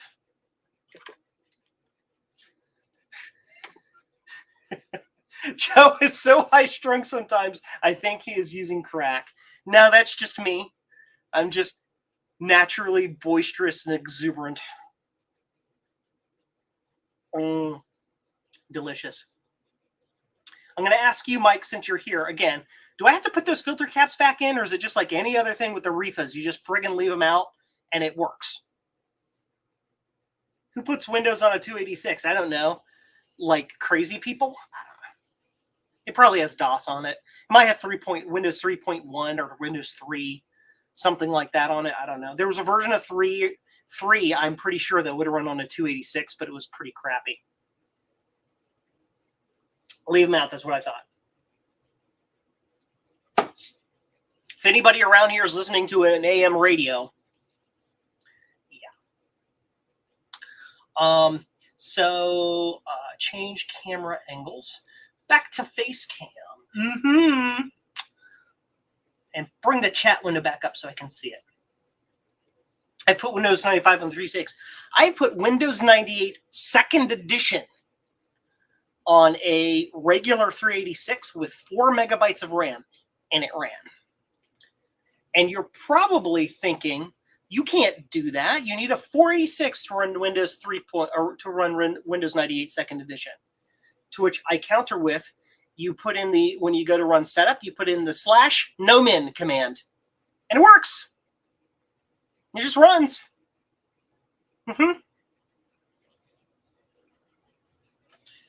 Hey, I listen to the AM radio in your house with all of that equipment. How?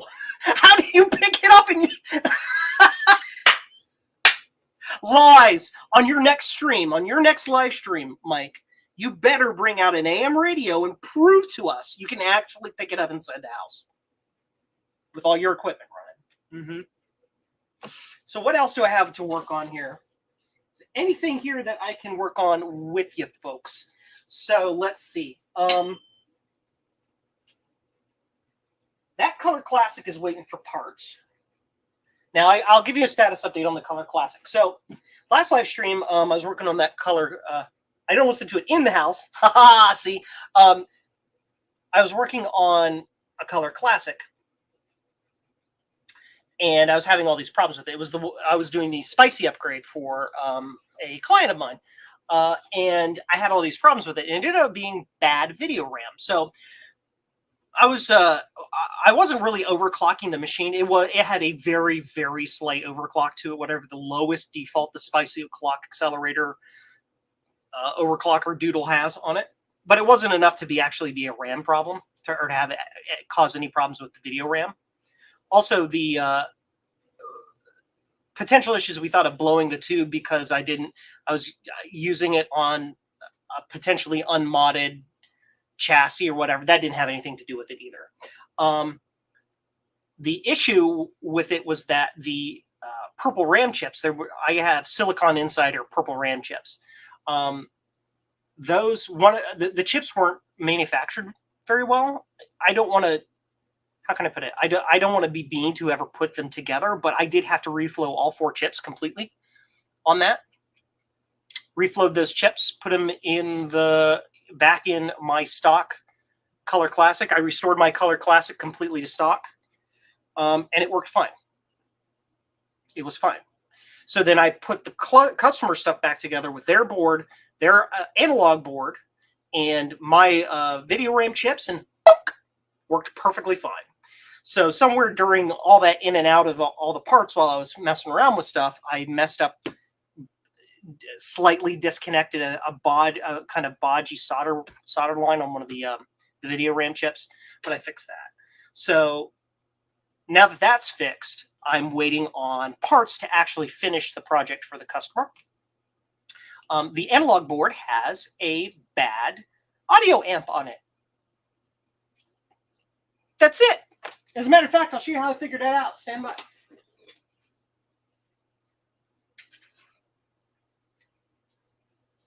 Get ready to see the most cruftiest, craziest thing you've ever seen.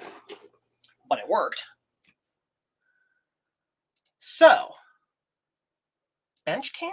Yeah. Droid cam? Droid cam might be better for this. There you go. That's better. So, you can see all these little wires dangling off of here, right? So, what I did, this is just the ground wire. And these are 2 leads. One is connected directly to the back plane that goes, that brings the audio into the analog board. And the other is connected to the audio output of the amplifier. Hooked them both up to the oscilloscope, turned the machine on. turn the machine on. And I got out of the preamp line, I got actual audio. And out of the post-amp side, got jack squat. Absolutely nothing, which means the amp is bad. So the audio was getting to the analog board to be pumped out to the speaker, but that's where it ended. So I have one of those chips inbound, and once that chip gets here, that will be done for this customer. So that's cool. Awesome stuff.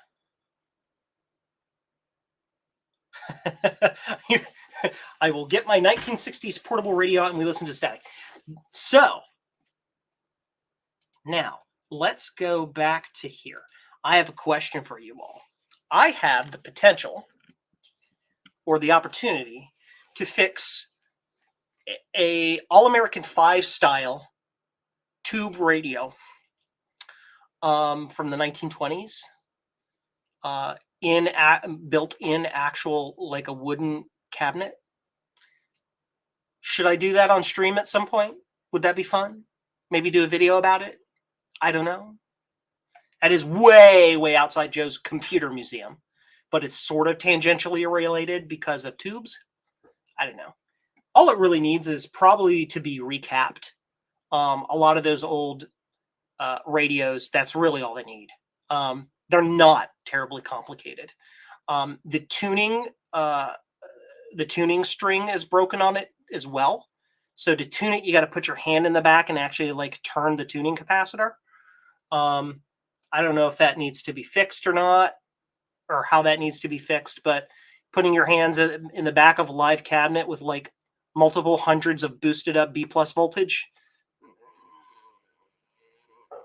I don't know. If it involves electricity, good enough for me. Yeah, Joe's Vintage Everything. So yeah, that might be a fun thing. I might do that at some point. Not sure. I have to go and do some research on the unit and figure out the actual parts I need. But it should be doable. And again, AM radios are like the pinnacle of that. Capacitor value isn't very important. It just has to be like a capacitor. So yeah. I'm listening to the AM radio in my house on my 1962 GE portable radio. Mike, I'm this close to sending you my StreamYard link so you can jump in here and prove it. Jeff Bird, hello. How are you? Welcome late to the stream. We fixed a lot of cool things tonight. So what have we done tonight? We fixed my MacBook Air by replacing its screen, and that worked. And we had a little bit of a heart attack at the beginning because it didn't want to turn back on, but we got it to turn back on.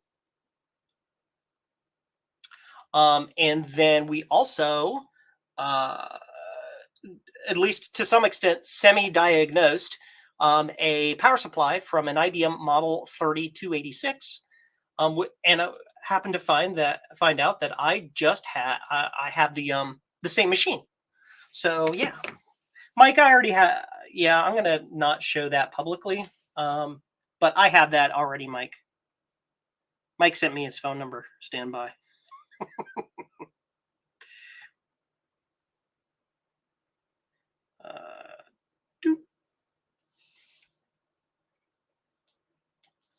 Now stand by, Mike. I've got to do some crazy stuff to get this to work because I'm not using a Mac. I use Windows, but I have an iPhone, so I don't have any way of I have to literally copy and paste stuff in. I can't just copy it and put it on my Messages app and go whatever and give it to you. I've got to do wacky running around stuff. Stand by.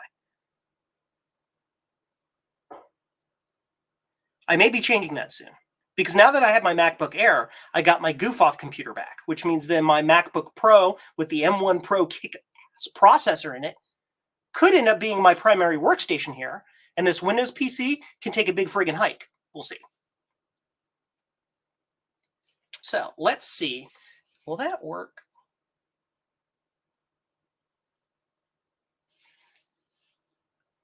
Well, you suck. There you go, Mike. If you want to join in here and prove to everybody you can listen to the radio in that AM radio mess that is your your place. Mac Effects gave me a $1.99 sticker. Thank you, Mac Effects. Is that Mark Josatis behind Mac Effects? Is that you? Cool stuff that we're working on, of course, just to remind everybody. Mac84, hey Steve. Again, I'm working with Mac Effects on a thank you, and you know why, Joe. You're welcome, Steve. Anytime, bud. We're working on a lighted keyboard for the Apple IIc. Now, the cool thing is I already have a prototype that mostly works. It works the majority by luck, just utter luck. Oh my gosh, Mike's here. Hi, Mike. Now you're in deep. Yeah, I know. See, now I am monetized. Why you don't dare people What's on that? the internet. This is why you don't dare people on the internet and then expect them to not respond. Let me tell you, okay, I don't just collect vintage computers. I collect all levels of vintage electronics.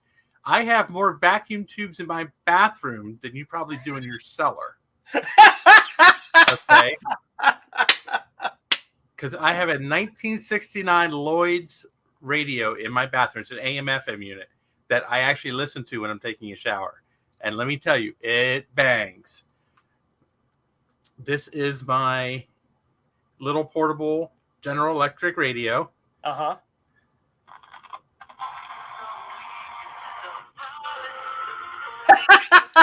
Okay, now turn it off. I'm monetized. I don't want to get hit with a copyright strike. It's just a Christian radio station. It's the only thing. Unfortunately, that's the only thing I can pick up this late at night. Yeah, I live at the bottom of a mountain. But yeah, during the day, I can actually pick up 960 AM, which is out of Carlisle, Pennsylvania. So cool. But their transmitter is actually at the top of Starrett's Gap, which is at the top of the mountain that I live at the bottom of. Oh, okay. Yeah. And I can actually listen to the reason I listen to the AM radio is, first of all, I love the station, but I can listen to it from here all the way to work, which is 38-ish miles away. Mm-hmm. Whereas most of the FM radio stations fluctuate in and out because of the mountains around here. Gotcha. Yeah. Mm-hmm. So. Yep. Hello, cat. Yeah. He's pestering me. So. Well, I've been proven wrong. Apparently, you can pick up AM radio in that radio. I'm actually, I have to say, for being at 9 o'clock at night my time, I'm actually surprised I was able to pick anything up because AM. If anyone knows anything about AM radios, they have to reduce their power output at night because otherwise they'd end up transmitting like halfway across the world. Yep, ionospheric skip. Yep. Mm-hmm. Yep. And so at night they have to drop it way down, with the exception of there's certain stations which have, I think clear channel stations are allowed to continue to transmit at full power. Oh, really? I think so. But there's only like eight or 10 of them in the U.S. And there's very few AM stations around that actually like broadcast anything but talk radio or anything like that. But this station here, they have a 500,000 watt transmitter that's full power during the day, and then they crank it down to I think it's 1,500 watts at night. So unfortunately, but I do have a reason for having, so because of where I live in the middle of nowhere. So if anything happens, there's actually a state radio station at 1610 here in Pennsylvania that we can listen to in case there's a major emergency. Because I live, Boots. I live 3 or 4 miles away from 3 Mile Island. Okay. So even though the plant's not active, it's still active. So needless to say, if it goes up, I'm not going to know because I'll just be plastered into the wall. So, but true. Steve was asking me here, what are we fixing tonight, Joe? Yeah, you kind of came here late. I fixed my MacBook Air, which Mr. J, Mr. House of Moth with a crazy last name that is unpronounceable by any human in the North American area. It's about as Stroh-Snyder, except mine got anglicized, so you can actually pronounce it. But anyway, yeah, he fixed my Mac. Apparently, there was some dead short or something inside of it. He fixed that for me and then sent it back to me. And then I put the replacement screen on it, which was what the original problem was, because this idiot right here decided to take a nap on the couch and close his screen and closed it on his headphones like a freaking ditz. Anyway, moving on. Oh my God. And then we I had a client send me a power supply, which thank you, Mike, in the chat there was helping me out a lot with that and his encyclopedic knowledge of the old IBM stuff. Oh God, I've forgotten more about PS2s than most people can even imagine. Yeah, I know. I'm gonna have to get with you. I mean, I have every major. I've got the 386 there, the 286 there, a 486 there. They're all the PS2. Oh, I see an 8570 there under that monitor. Right here. On the bottom shelf. Here. Yeah, that looks like that's the model 3286. Oh, is it? Oh, yep. Okay. It looks taller than that. And this is the Macintosh clone. That's that all-in-one wacky 386 unit with the built-in top. The PS1, yeah. Yeah. Anyway. And it looks like you got another one on the next shelf up, probably like a 56 or 57. This up here? Yeah. That's a 76 or 78. Oh, okay. Oh, you got That's the good one. Ooh, you got the Lacuna. Nice. Interesting thing about that, it came from Ford Motor Company. Oh. It's still on their domain. Are you kidding me? No. My Lord, that's actually quite interesting. Windows 95 on it. Windows 95 Service Pack 2. That runs really well on those. Yeah, I mean, IBM knew how to make a machine. I tell you what. Yeah, they're definitely. So everybody's complaining about the security screws on the power supply. So let me tell you something. There's actually a reason for that. It was not IBM's choosing. The federal government actually mandated that. Oh, okay. They didn't want their techs going in and trying to open up a power supply and electrocuting themselves. So, yeah, I know. You have to remember this was the 80s and early 90s when stuff was actually repaired, and not thrown away. You're talking about a $6,000 or $7,000 computer, you know. Yeah. But just in case anybody's wondering, it wasn't IBM's choice. It's just that's why there's. That's honestly the first thing I've ever seen security screws in. I'm glad I had this tiny little kit that I got from the local hardware store. Has all the weird bits I've ever needed. Well, because the federal government was one of IBM's biggest contracts. Oh yeah, absolutely. Has been for decades. So, they built their stuff to government specifications, and then they worry about everyone else. Tom Barber, just use a Dremel. Oh God. So, Mike is asking you to tell everybody what you guys got at VCF Midwest or VCF East at the swap feed. Well, we had a 5-hour stream yesterday. Yeah.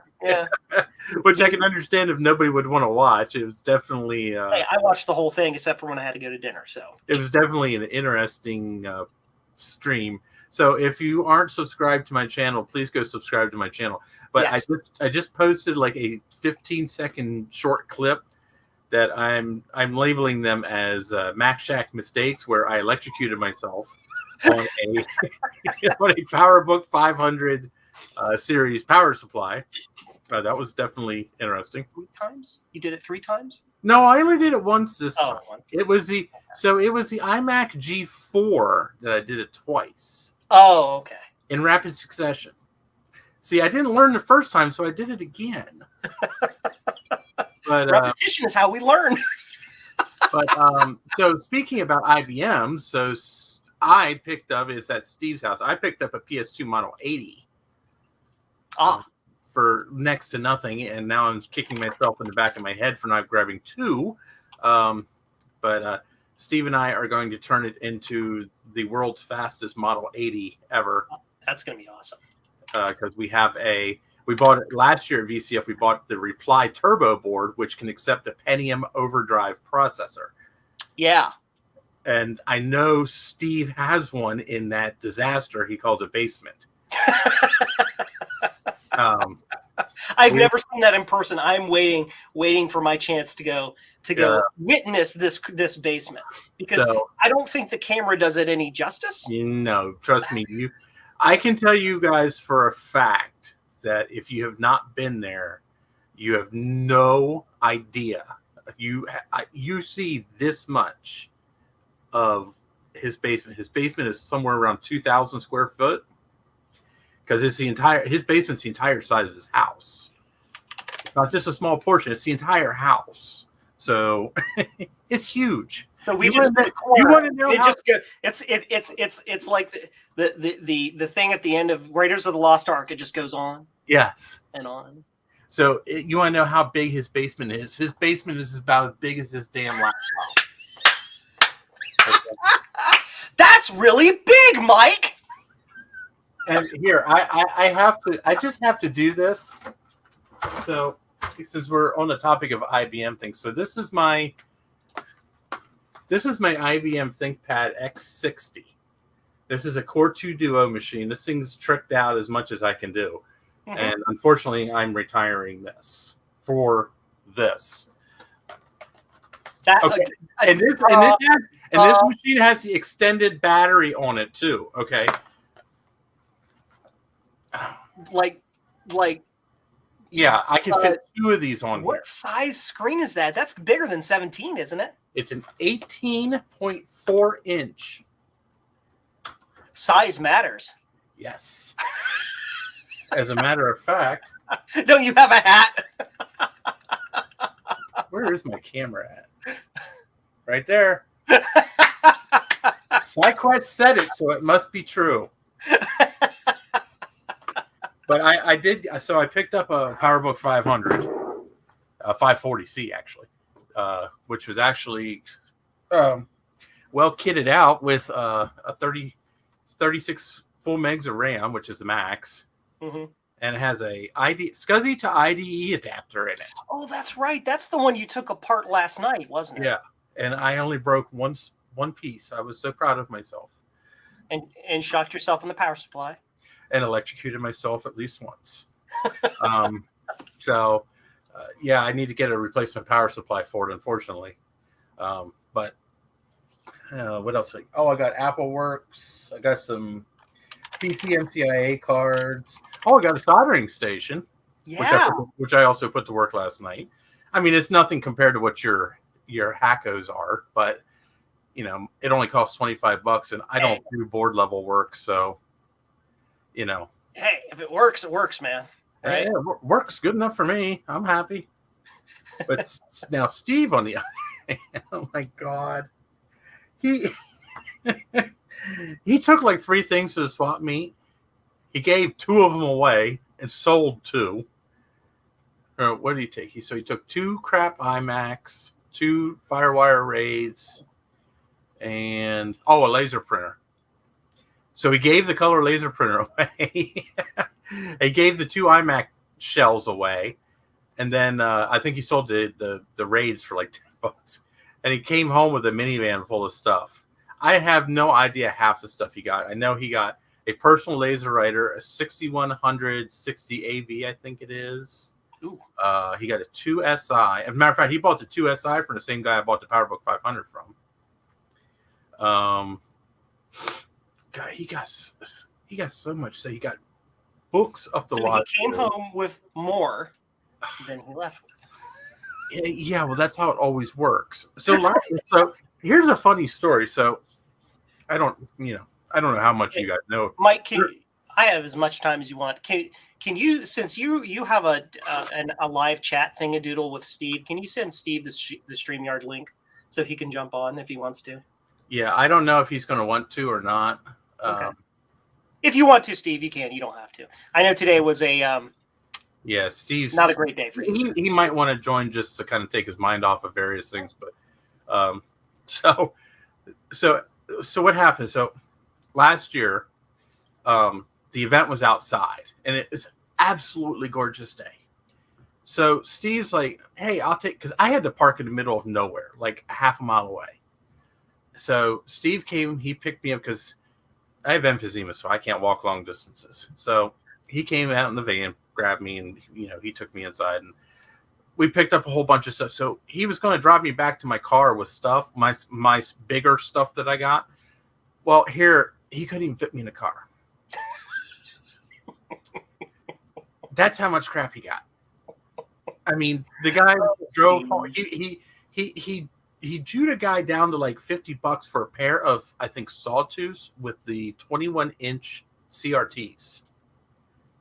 There he is. Hi, Steve. So, yeah, I had to get a ride back to my car from Sean from Action Retro. So instead of riding in Steve's crappy Chrysler minivan, I got to drive around. I got to ride around in Sean's BMW. The reason for that, Mike, whatever that is. the reason for that, Joe. Let me set the stage for you.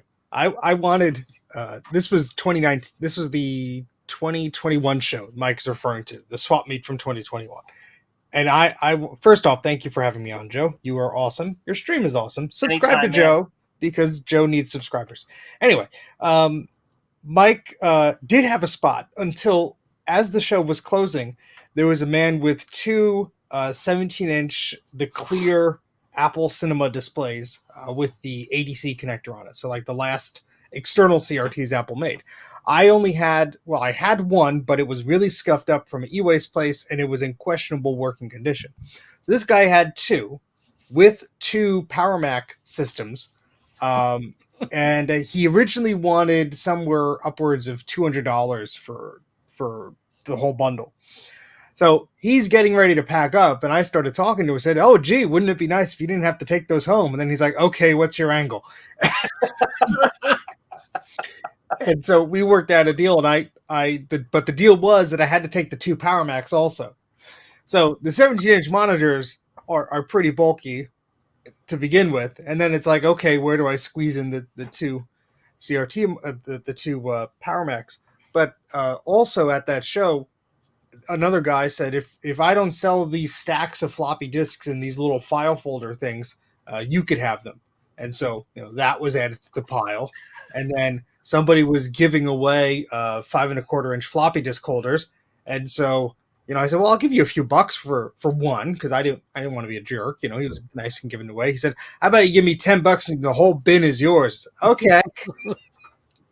So there were a lot of bulky things there, and that's sort of the story of my life. And at the recent event, I had two very kind people donate laser printers to me, but I wasn't expecting to walk home with more than one, because somebody told me beforehand, I'm bringing this for you, and I said, okay, great. And then one of the people that I met at the show, and I bought some things from them, they said, look, nobody wants this printer. Are you interested? And it's an Apple Personal Laser Writer 320. And it is a cool little curved design. It's like a very compact thing. And I can't say no to a free Apple thing. I mean, it's a sickness I have, obviously. I have to interject here, and I have to give Steve credit for the extreme restraint that he exercised. There were so many Macs. In the fact that he did not, under any circumstances, come home with another freaking image writer. There was one in the box. There was one in the box. Reasonable prices. And Steve has his image writer 2 obsession. I think he's up to about 10 or 11. No, there's under a dozen, I think. I'm looking for an image writer under a dozen. That'll work on an old Apple IIe. Let's see. I'm trying to think. Well, the image. Don't you have an image writer, Joe, or no? I've got an image right there. I see right there. Laser. Oh, I wonder. Well, I did pick up a Grappler Plus adapter, and I think that works. I don't know if it works with laser printers, but so here's a very interesting thing. So you can make a laser printer work with an Apple II. It's not fun. What is fun in this hobby? But you can actually get an HP LaserJet 2 to work with AppleWorks. As long as it's in PCL mode and it has its own font cartridges for any. You could see the pain in Mike's eyes as he tells you this. I've done. I have experience. And yes, it does require a Grappler Plus or a Grappler card to work because it's parallel.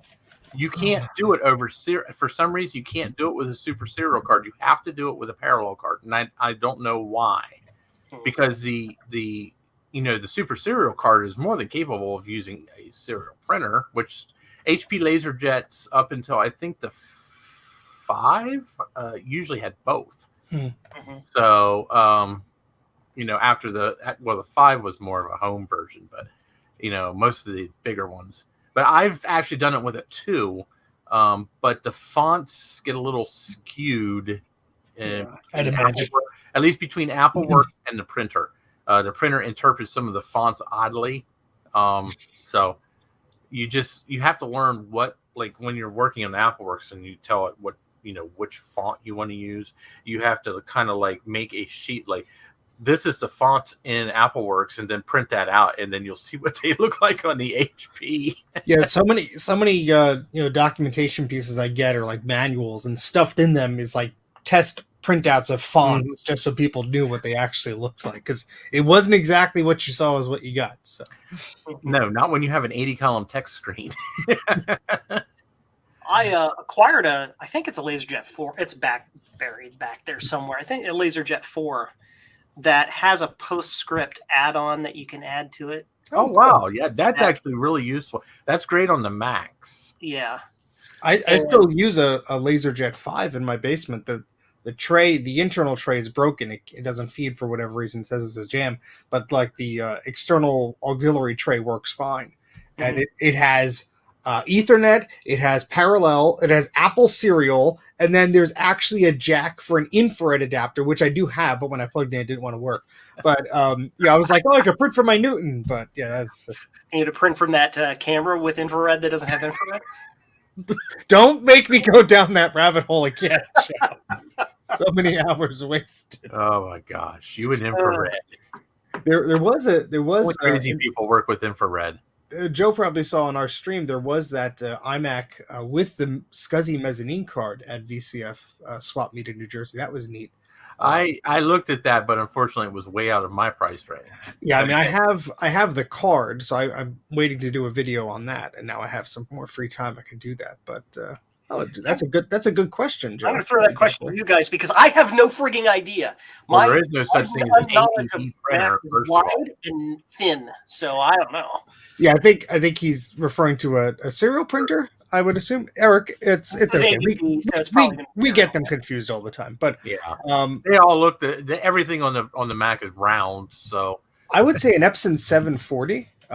They made those for quite a long time, and you could get one because they made them from the beige days to past the iMac days. They just colored the plastics differently, but they both had a serial port and I believe a USB port or a parallel port, depending on the model of it. But it's Apple serial connection, so it would work with I think OS 8 or 9. But that is on the newer end of things. If you're looking for something a bit older, maybe the printer description file can be working on lower versions of System 7. I would test it, but I no longer have the printer, unfortunately. We had like 3 of them at one point, and we said, what the heck are we keeping this for? And we tossed them. But now I'm kicking myself because, I mean, we just had the beige one, but there's one that's like a blueberry that just screams 1998 iMac. And I'd love. Somebody did say that they had one, but they were all the way in Texas, and the shipping of that would not be ideal. It's funny. I had that same exact stylus 740. Yeah. Model.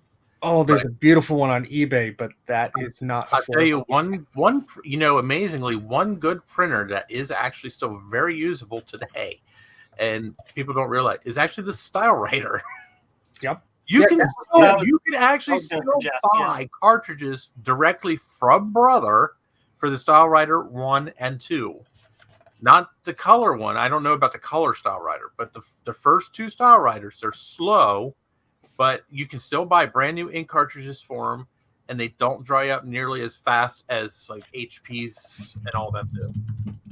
Oh, and the Epson one, it's renamed the 740i when the iMac came out. So same exact printer. That must have been when they changed when they put USB on it.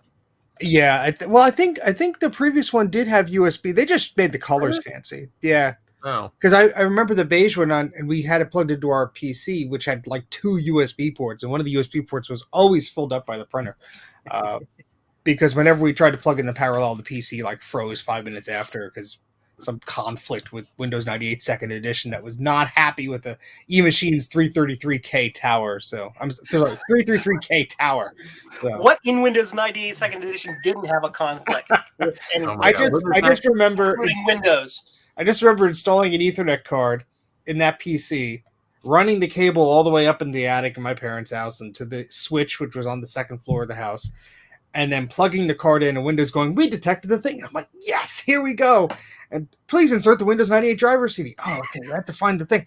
And so I insert like the Windows 98 CD. This is not the right CD. So the next day, like I found the CD, I put it in. I'm like, yes, here it goes. It starts to load. Oh, driver not found. Then what did you ask for the CD for? It was like, I was a Mac guy, obviously. I had no idea what the heck I was doing. I was pilgrim in an unholy land, and figured it out eventually. Yeah, Mac guys always laugh at us PC guys when we were messing with PCs in the 90s because Windows 95 and 98 were plug and play was just an absolute farce.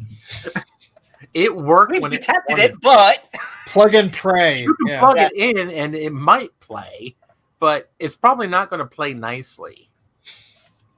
There's to anybody who's listening about Steve's specific issue that he had.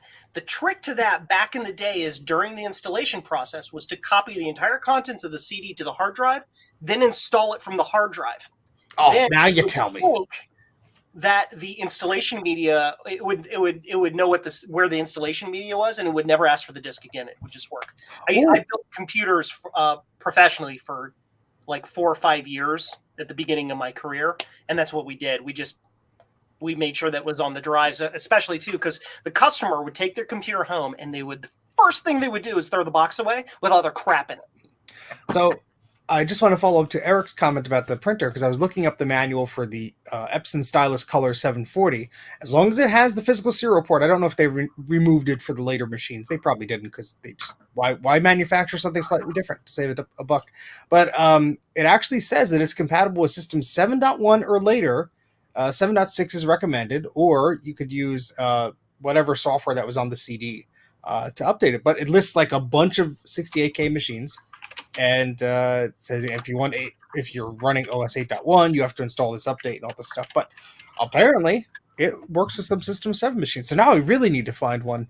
I'm not paying $70 with shipping on eBay for one, but I'll find one day. That Epson will work under OS at least 7.5. Yeah, so I would imagine it probably works on 7.1 too. Yeah, that's what the guide says. So it'll be interesting to actually, because sometimes these system requirements guides are like, oh. Well, I think the Epson, the deal was is they probably were saying it works on system 7.5 and up because that's when it came out. Yeah. And I think correct me if I'm wrong, Steve, but isn't it 7.6 and up that supports USB, or is it 8.1?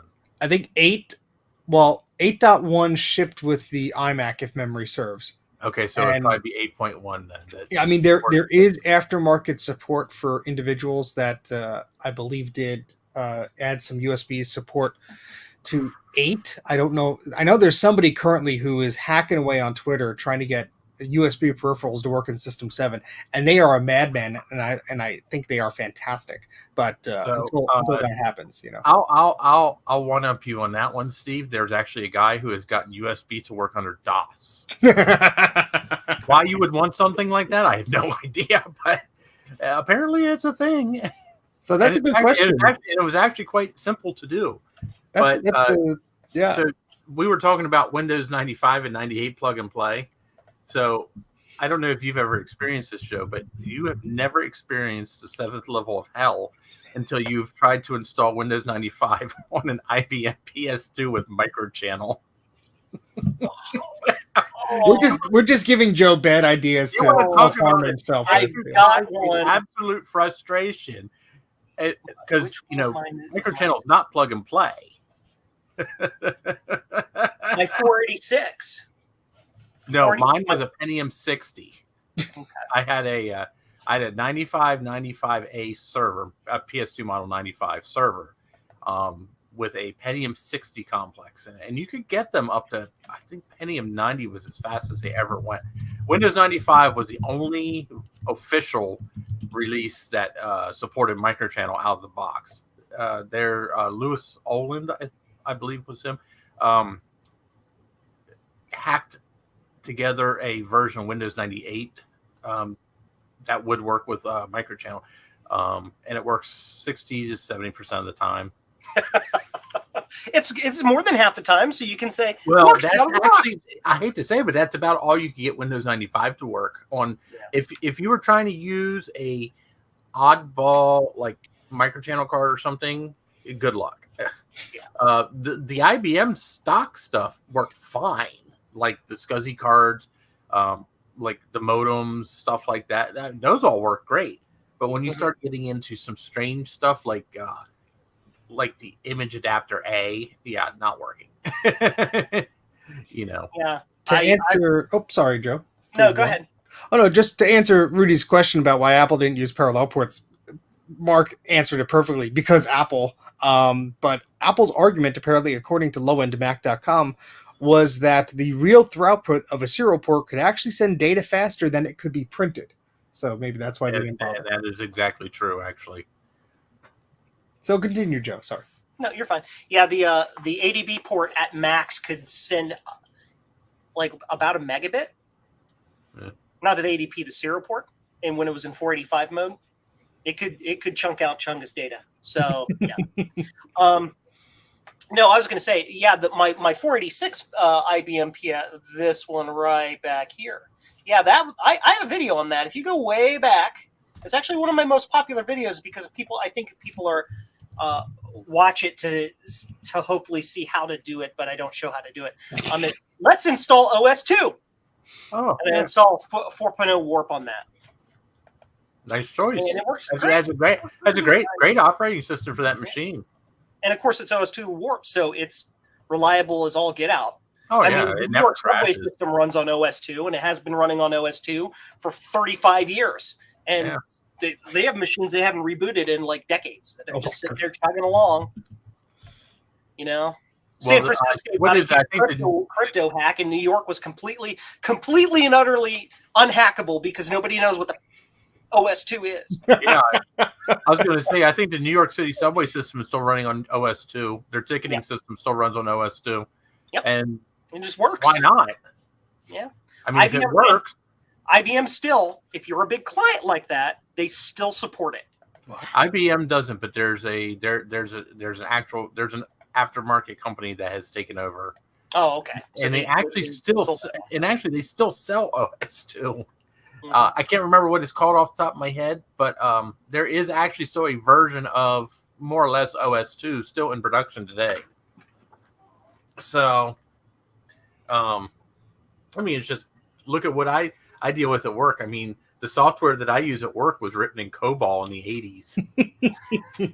and you guys still use that database, that old school database stuff at in the auto parts place, don't you? Well, all of our stuff is custom written. So. Yeah. And it's we tunnel into an IBM system. I have a Power 8 server at work running AIX, which by the way IBM does still make, and we just tunnel in through 3270 emulation into that. And somehow I don't know who works down at our IT department, but he must be amazing because he's actually integrated it with the internet. Yes, they've actually been able to integrate our billings, our ticketing system through the internet. So instead of going into like our local server, we actually just hit like it's F8 on our keyboard. That's a lot of voodoo involved. And it brings up a website. It brings up our website where we choose your make, model, and vehicle and engine and everything, and we actually select all the parts, add them to a cart, just like a normal like an Amazon thing. You want this alternator for this car, you add to cart, and then you go up to the cart and you just says export to POS, and somehow through voodoo and magic, it just reverts back to the old 3270 screen, and everything's listed there. And maybe whoever that guy is, but it works. I have a client. I cannot tell you much more data than this, but I have a client who is running an old COBOL-like system that has been upgraded, emulated several times to Windows, but is still basically COBOL underneath.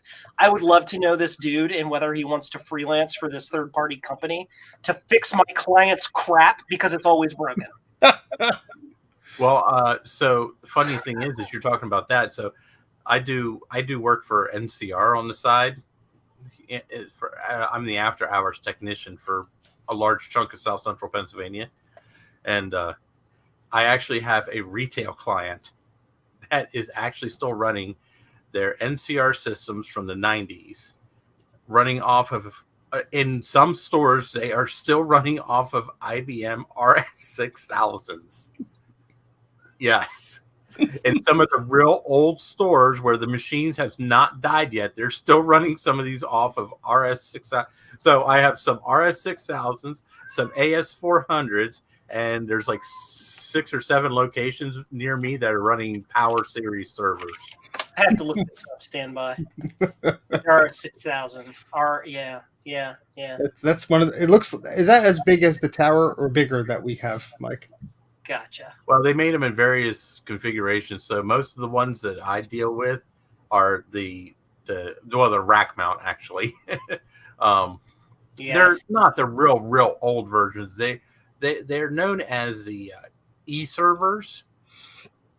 They were some of the last RX 6000s made. They were overlapped with the AS400s.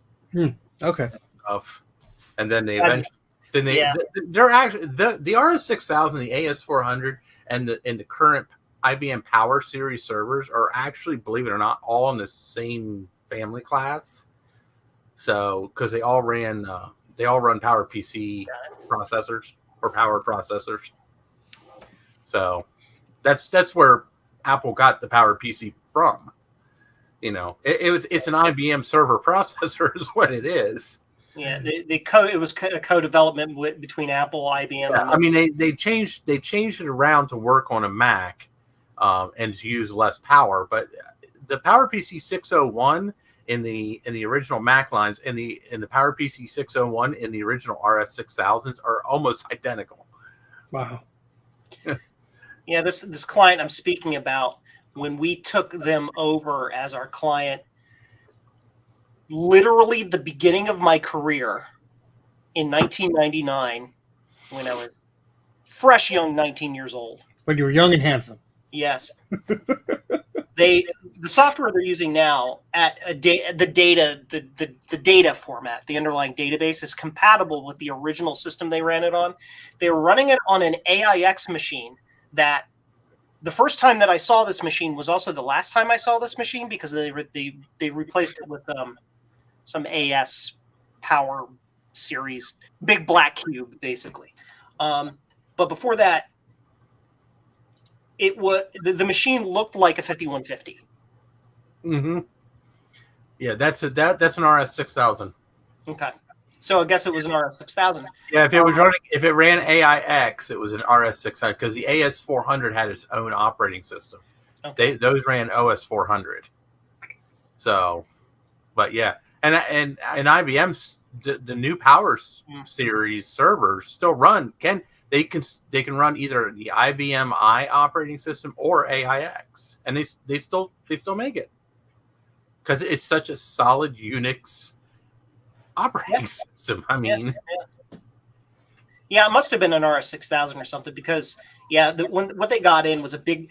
I mean, like, this was so early in my career, I didn't know crap about crap, including like my last name or when I was supposed to show up at work. So I don't really remember much about it other than kind of what it looked like. And years later, when I first saw my 5150, I'm like, that's that. Wait, no, that's different. Wait, what? So yeah. Oh boy. Craziness. Anyway, it's a Unix system. I know this. It's a Unix system. Well, you guys enjoy your IBM stuff. I have to go feed a very whiny cat, and I'll be watching from the couch. But thank you. Yeah, Thanks I'm for the probably entertainment. going to go have to feed myself soon. The cats have eaten better today than I have. Well, you're on your own, Joe. Fix more stuff. Okay, bye. Thanks, Bye. Steve. Have a good night. Good night, guys. Oh my God. Wow. You and I think between the two of us, we could probably have war stories for hours. You have no idea, man. I think, yeah. I mean, I don't know how old you are, but I can tell by your gray hair, you got to be at least my age. I am 41. Yeah. Okay. I got you beat by 3 years. There you go. See, Yeah.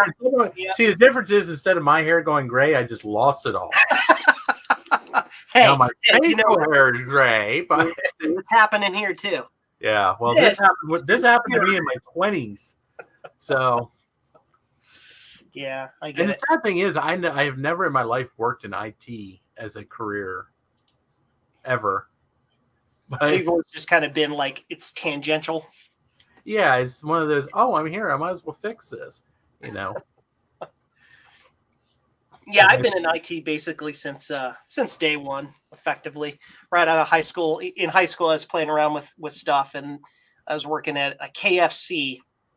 One of the coolest jobs I've ever had. If you ever need a job in fast food, get a job at KFC. It's really easy to work there. And then I got fired for being an idiot. And my sister was like, "You should get into computers. You should learn how to do computer stuff because you're a computer guy. You're a nerd." I'm like, "Okay, whatever." So I went and got my A+ certification and kicked ass on the exam. Applied at 2 places and got my first job at the first place I applied for, and I am still there. I've been working there since August of 1999. I started as a junior technician, and now I'm second in charge of a multi-million-dollar corporation. Not to flex or anything, but Good for you. I'm glad to hear that. that You don't hear, you don't see that a lot anymore. Yeah. And back then, I mean, IT jobs were. I mean, nowadays it's pretty easy to get into IT. It's easier now to get into IT than it was 25 years ago. Mhm. Which is part of the. I have personal reasons for not getting into it that I don't want to get into on your stream because I don't want to depress anybody. But yeah, I mean, I wanted to do it as a career, Mhm. and it just unfortunately just didn't work out there because I've been using computers since, my God, 1985. I think is when my dad bought the first clone we ever had. It was it looked like a PCXT, but it was an off brand. Bought it at a Hamfest, and Mhm. yeah, I've been in computers ever since. I used my first Mac in 1988, and that's how I got into Macs.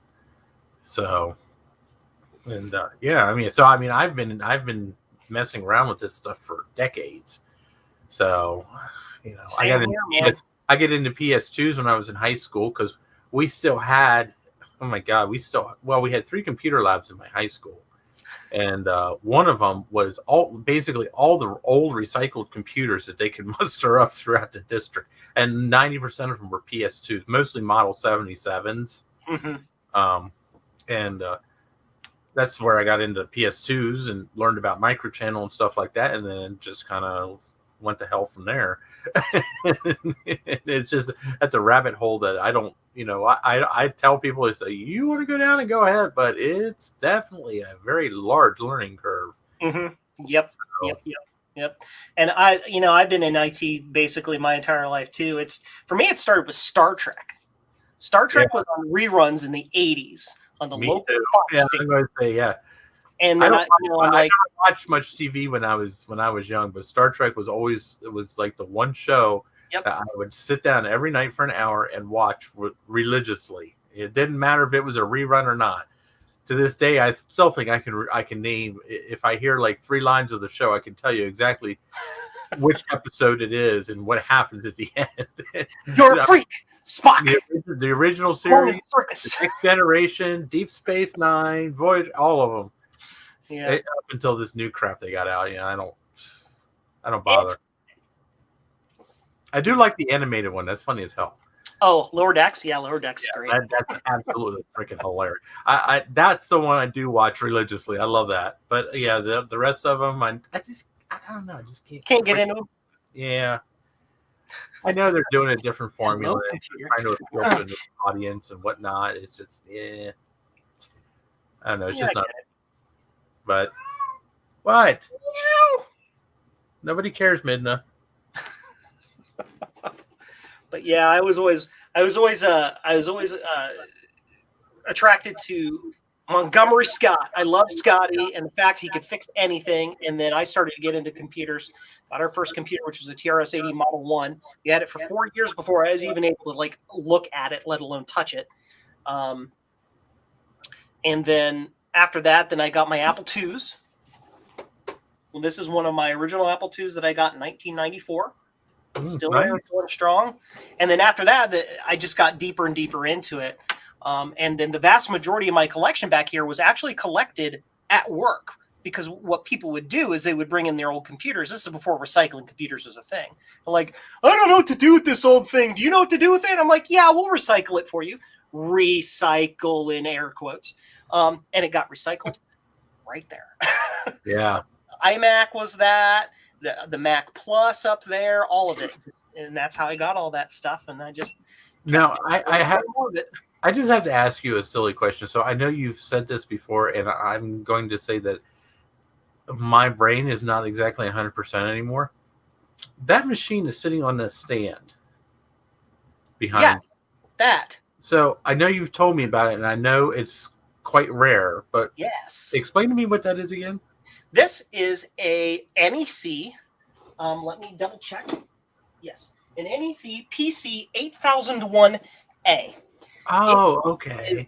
The beginning of the PC 88 line that was really popular in Japan. This was the first of that entire family. The A model being the American version. These were very, very not used in the United States at all. They were not popular over here at all. For whatever reason, a gentleman was, I think he's moved out now, but he lived right up the street from me in the mansion up at the end of the road. He was a professional engineer. And he, if you go, I don't want to say his name, but if you were to look up, probably the #1 guy in the United States who did analyses of restraint systems for cars and motorcycles, like helmets and airbags and all of that stuff. He is the #1 expert witness in the United States.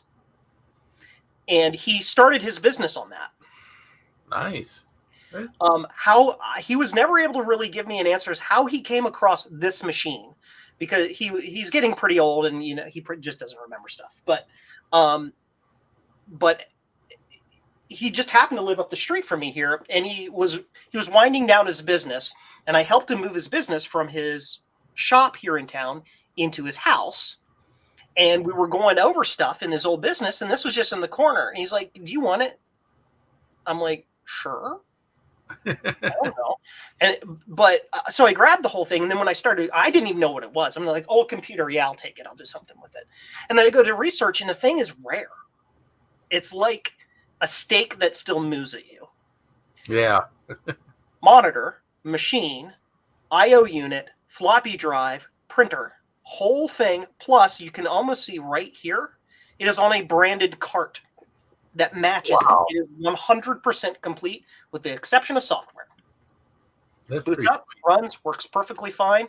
If anybody out there is listening tonight and you have software for an IBM PC 8001A that is the single-sided, single-density floppy drives, let me know. Because these almost always came with the double-density drives. And all the software out there that's archived for it is for double density. And because this is CPM, the BIOS is different, and it won't boot it. It doesn't matter how I format it, move stuff. Yeah, you can't get this thing to boot any software. So it's basically it's a brick until I can find software. CPM was weird like that. So, we were talking about this. We were all talking about this yesterday because Sean was messing with the K Pro. It's like CPM was a universal operating system, but everybody implemented this format differently. Yep, and that was the big including problem. Companies like Osborne themselves, who were like one of the leaders in CPM computers in the 70s and early 80s. Even their computers themselves weren't even always compatible with each other. Like the Osborne 1 and Osborne 2 both ran CPM, but neither could read the other. Discs. Mm-hmm. You know, and CPM, and it's a shame because CPM was an awesome operating system. Oh yeah, yeah, And that's great. it eventually bore DOS. I downloaded WordStar for my K Pro and used. This is just something I did off screen for just the fun of it, and took the executable and put it on an Apple disk and ran it on the Apple III with a soft card, and it ran. Nice. Yeah, it probably ran perfectly. It's all about that BIOS file, as they call it. Yeah. It's you would think of it these days as a driver. Basically, it just tells the operating system about the hardware. It's a call table. Is really all it is. Yeah. And it tells the operating system, well, if your character device is at this address and your disk device is at this address, and blah blah blah blah blah blah, and it's done, right? And so you could take those applications, move machine to machine to machine to machine, and they would all run. But the problem was you couldn't move them because the disks were different. Yeah. Yep. Yep. That was one. I think that was one of the biggest downfalls of CPM. Yep. And the way that IBM kind of hosed Gary Kildall it didn't help either. Yeah. True. Yep. I mean, could you imagine that? We could be all running like some sort of like funky CPM based thing, but like IBM and Gary they couldn't get along. And so Bill comes by, he's like, yeah, I'll sell it to you for a fraction of the cost. And now we're all running computers. Yeah. Well, you're one to talk. You're streaming from a PC, so. Hey, dude, you know what? At the time, this was before I built this before M1 came out. So this PC can run circles around everything, including the most powerful Mac Pro. It just can. Well, I hate to say it, but the most powerful computer that I own in this house right now is actually my Dell Precision. Yeah. And that's what I use. I'm not using it now. I'm using my Mac. But what I like yesterday when I was streaming, that's what I was using. That's all I use it for. I use it for streaming. I use it. I have a 28 core Xeon processor, dual processors in that thing, and I use it to stream to YouTube. But it was $200. I couldn't say no to it. I mean, how much? It's from 2016, and it had everything I needed for $200, and it came with a 1 terabyte Samsung Evo 860 SSD, which is now on my Mac. You know. Dude, now I feel like an idiot for spending however much I spent on my my Threadripper build that I'm not going to tell you how much money that is now. Oh, wow, yeah. Yeah. But now, I mean, my M1, my MacBook Pro, man, I'm pretty much, now that the Air is fixed, I think I'm going to switch to the MacBook Pro as my primary driver because I think for video rendering, this tiny little fanless CPU is going to blow the Threadripper out of the water. It's just going to destroy it. And I'm like, okay, who wants a Threadripper? I got one. But yeah. Well, I think I'm gonna call it a night here. We're getting up on 3 hours, and we fixed what we wanted to fix, and we had our wonderful guest who might come on. We had Steve come on. We had a lot of awesome super people come stop in the chat. I got to do all my silly goodbye stuff now. Thanks for stopping by, everyone. I appreciate you. I really appreciate you having me on, Joe. Thank you very much. And don't forget, anytime you want to deal with, anytime you have a PS2 problem, you're more than welcome to call me. I mean, you have my phone number. You can call me or text me and say, hey, I have a PS2 problem. I'm going to do it on stream. I said, do you want to Mike, fix it, and tell me what I'm doing wrong? Absolutely, I will keep you in mind. You were very helpful tonight, helping us look at that power supply. I do appreciate that. So, thank you very much for having me, and don't forget, if you're not subscribed to my channel, go subscribe now. Yes, I'm giving away. I'm going to do this. I'm just going to do this real quick, Joe. So, I'm giving away this 17-inch. Yes. I moved my camera. This 17-inch MacBook Pro. It's a 2009 model with a 2.8 gigahertz Core 2 Duo. 8 gigs of RAM and some size SSD. I think it's a 240 gig. So it's a wonderful machine. It works beautiful. It's got a screen you die for a non-retina machine. So make sure you go search on my channel, subscribe, and enter to win that.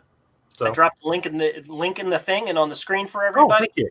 Everybody go subscribe to this guy. Get him to 1,000 subs. Do it. Make it occur or be mad at all of you. or something. I'm tired of tripping over this computer. Absolutely. But I'm going to leave as well because I need to eat something I haven't eaten for many hours. So, and my cat is putting my leg to sleep. So Understood. All right. Well, thanks thank you for having me. by. I appreciate it, Joe. And we have to do this again someday. Absolutely. Absolutely. See you, dude. Thank you, bud. Mike is great. Again, I'm wrapping it up for tonight as well. Thanks to Mike for stopping by. Thanks to Steve for stopping in. Steve's in a little bit of a spot right now. If you're following, you know what I'm talking about. I'll just leave that at that. And all of our hearts are all going out to Steve and his family at the moment. Yeah, so we fixed my MacBook Air. We've got the power supply for Mr. Goins' power supply figured out, and we got the parts listed, so we can go on the mouser.com or wherever I get my parts from right now and get those parts ordered. And then we hung out for a while. Again, thanks for stopping by tonight. If you're not subscribed to my channel, why? Click the button. It costs you $0, and it lets you know when I'm doing cool stuff like this.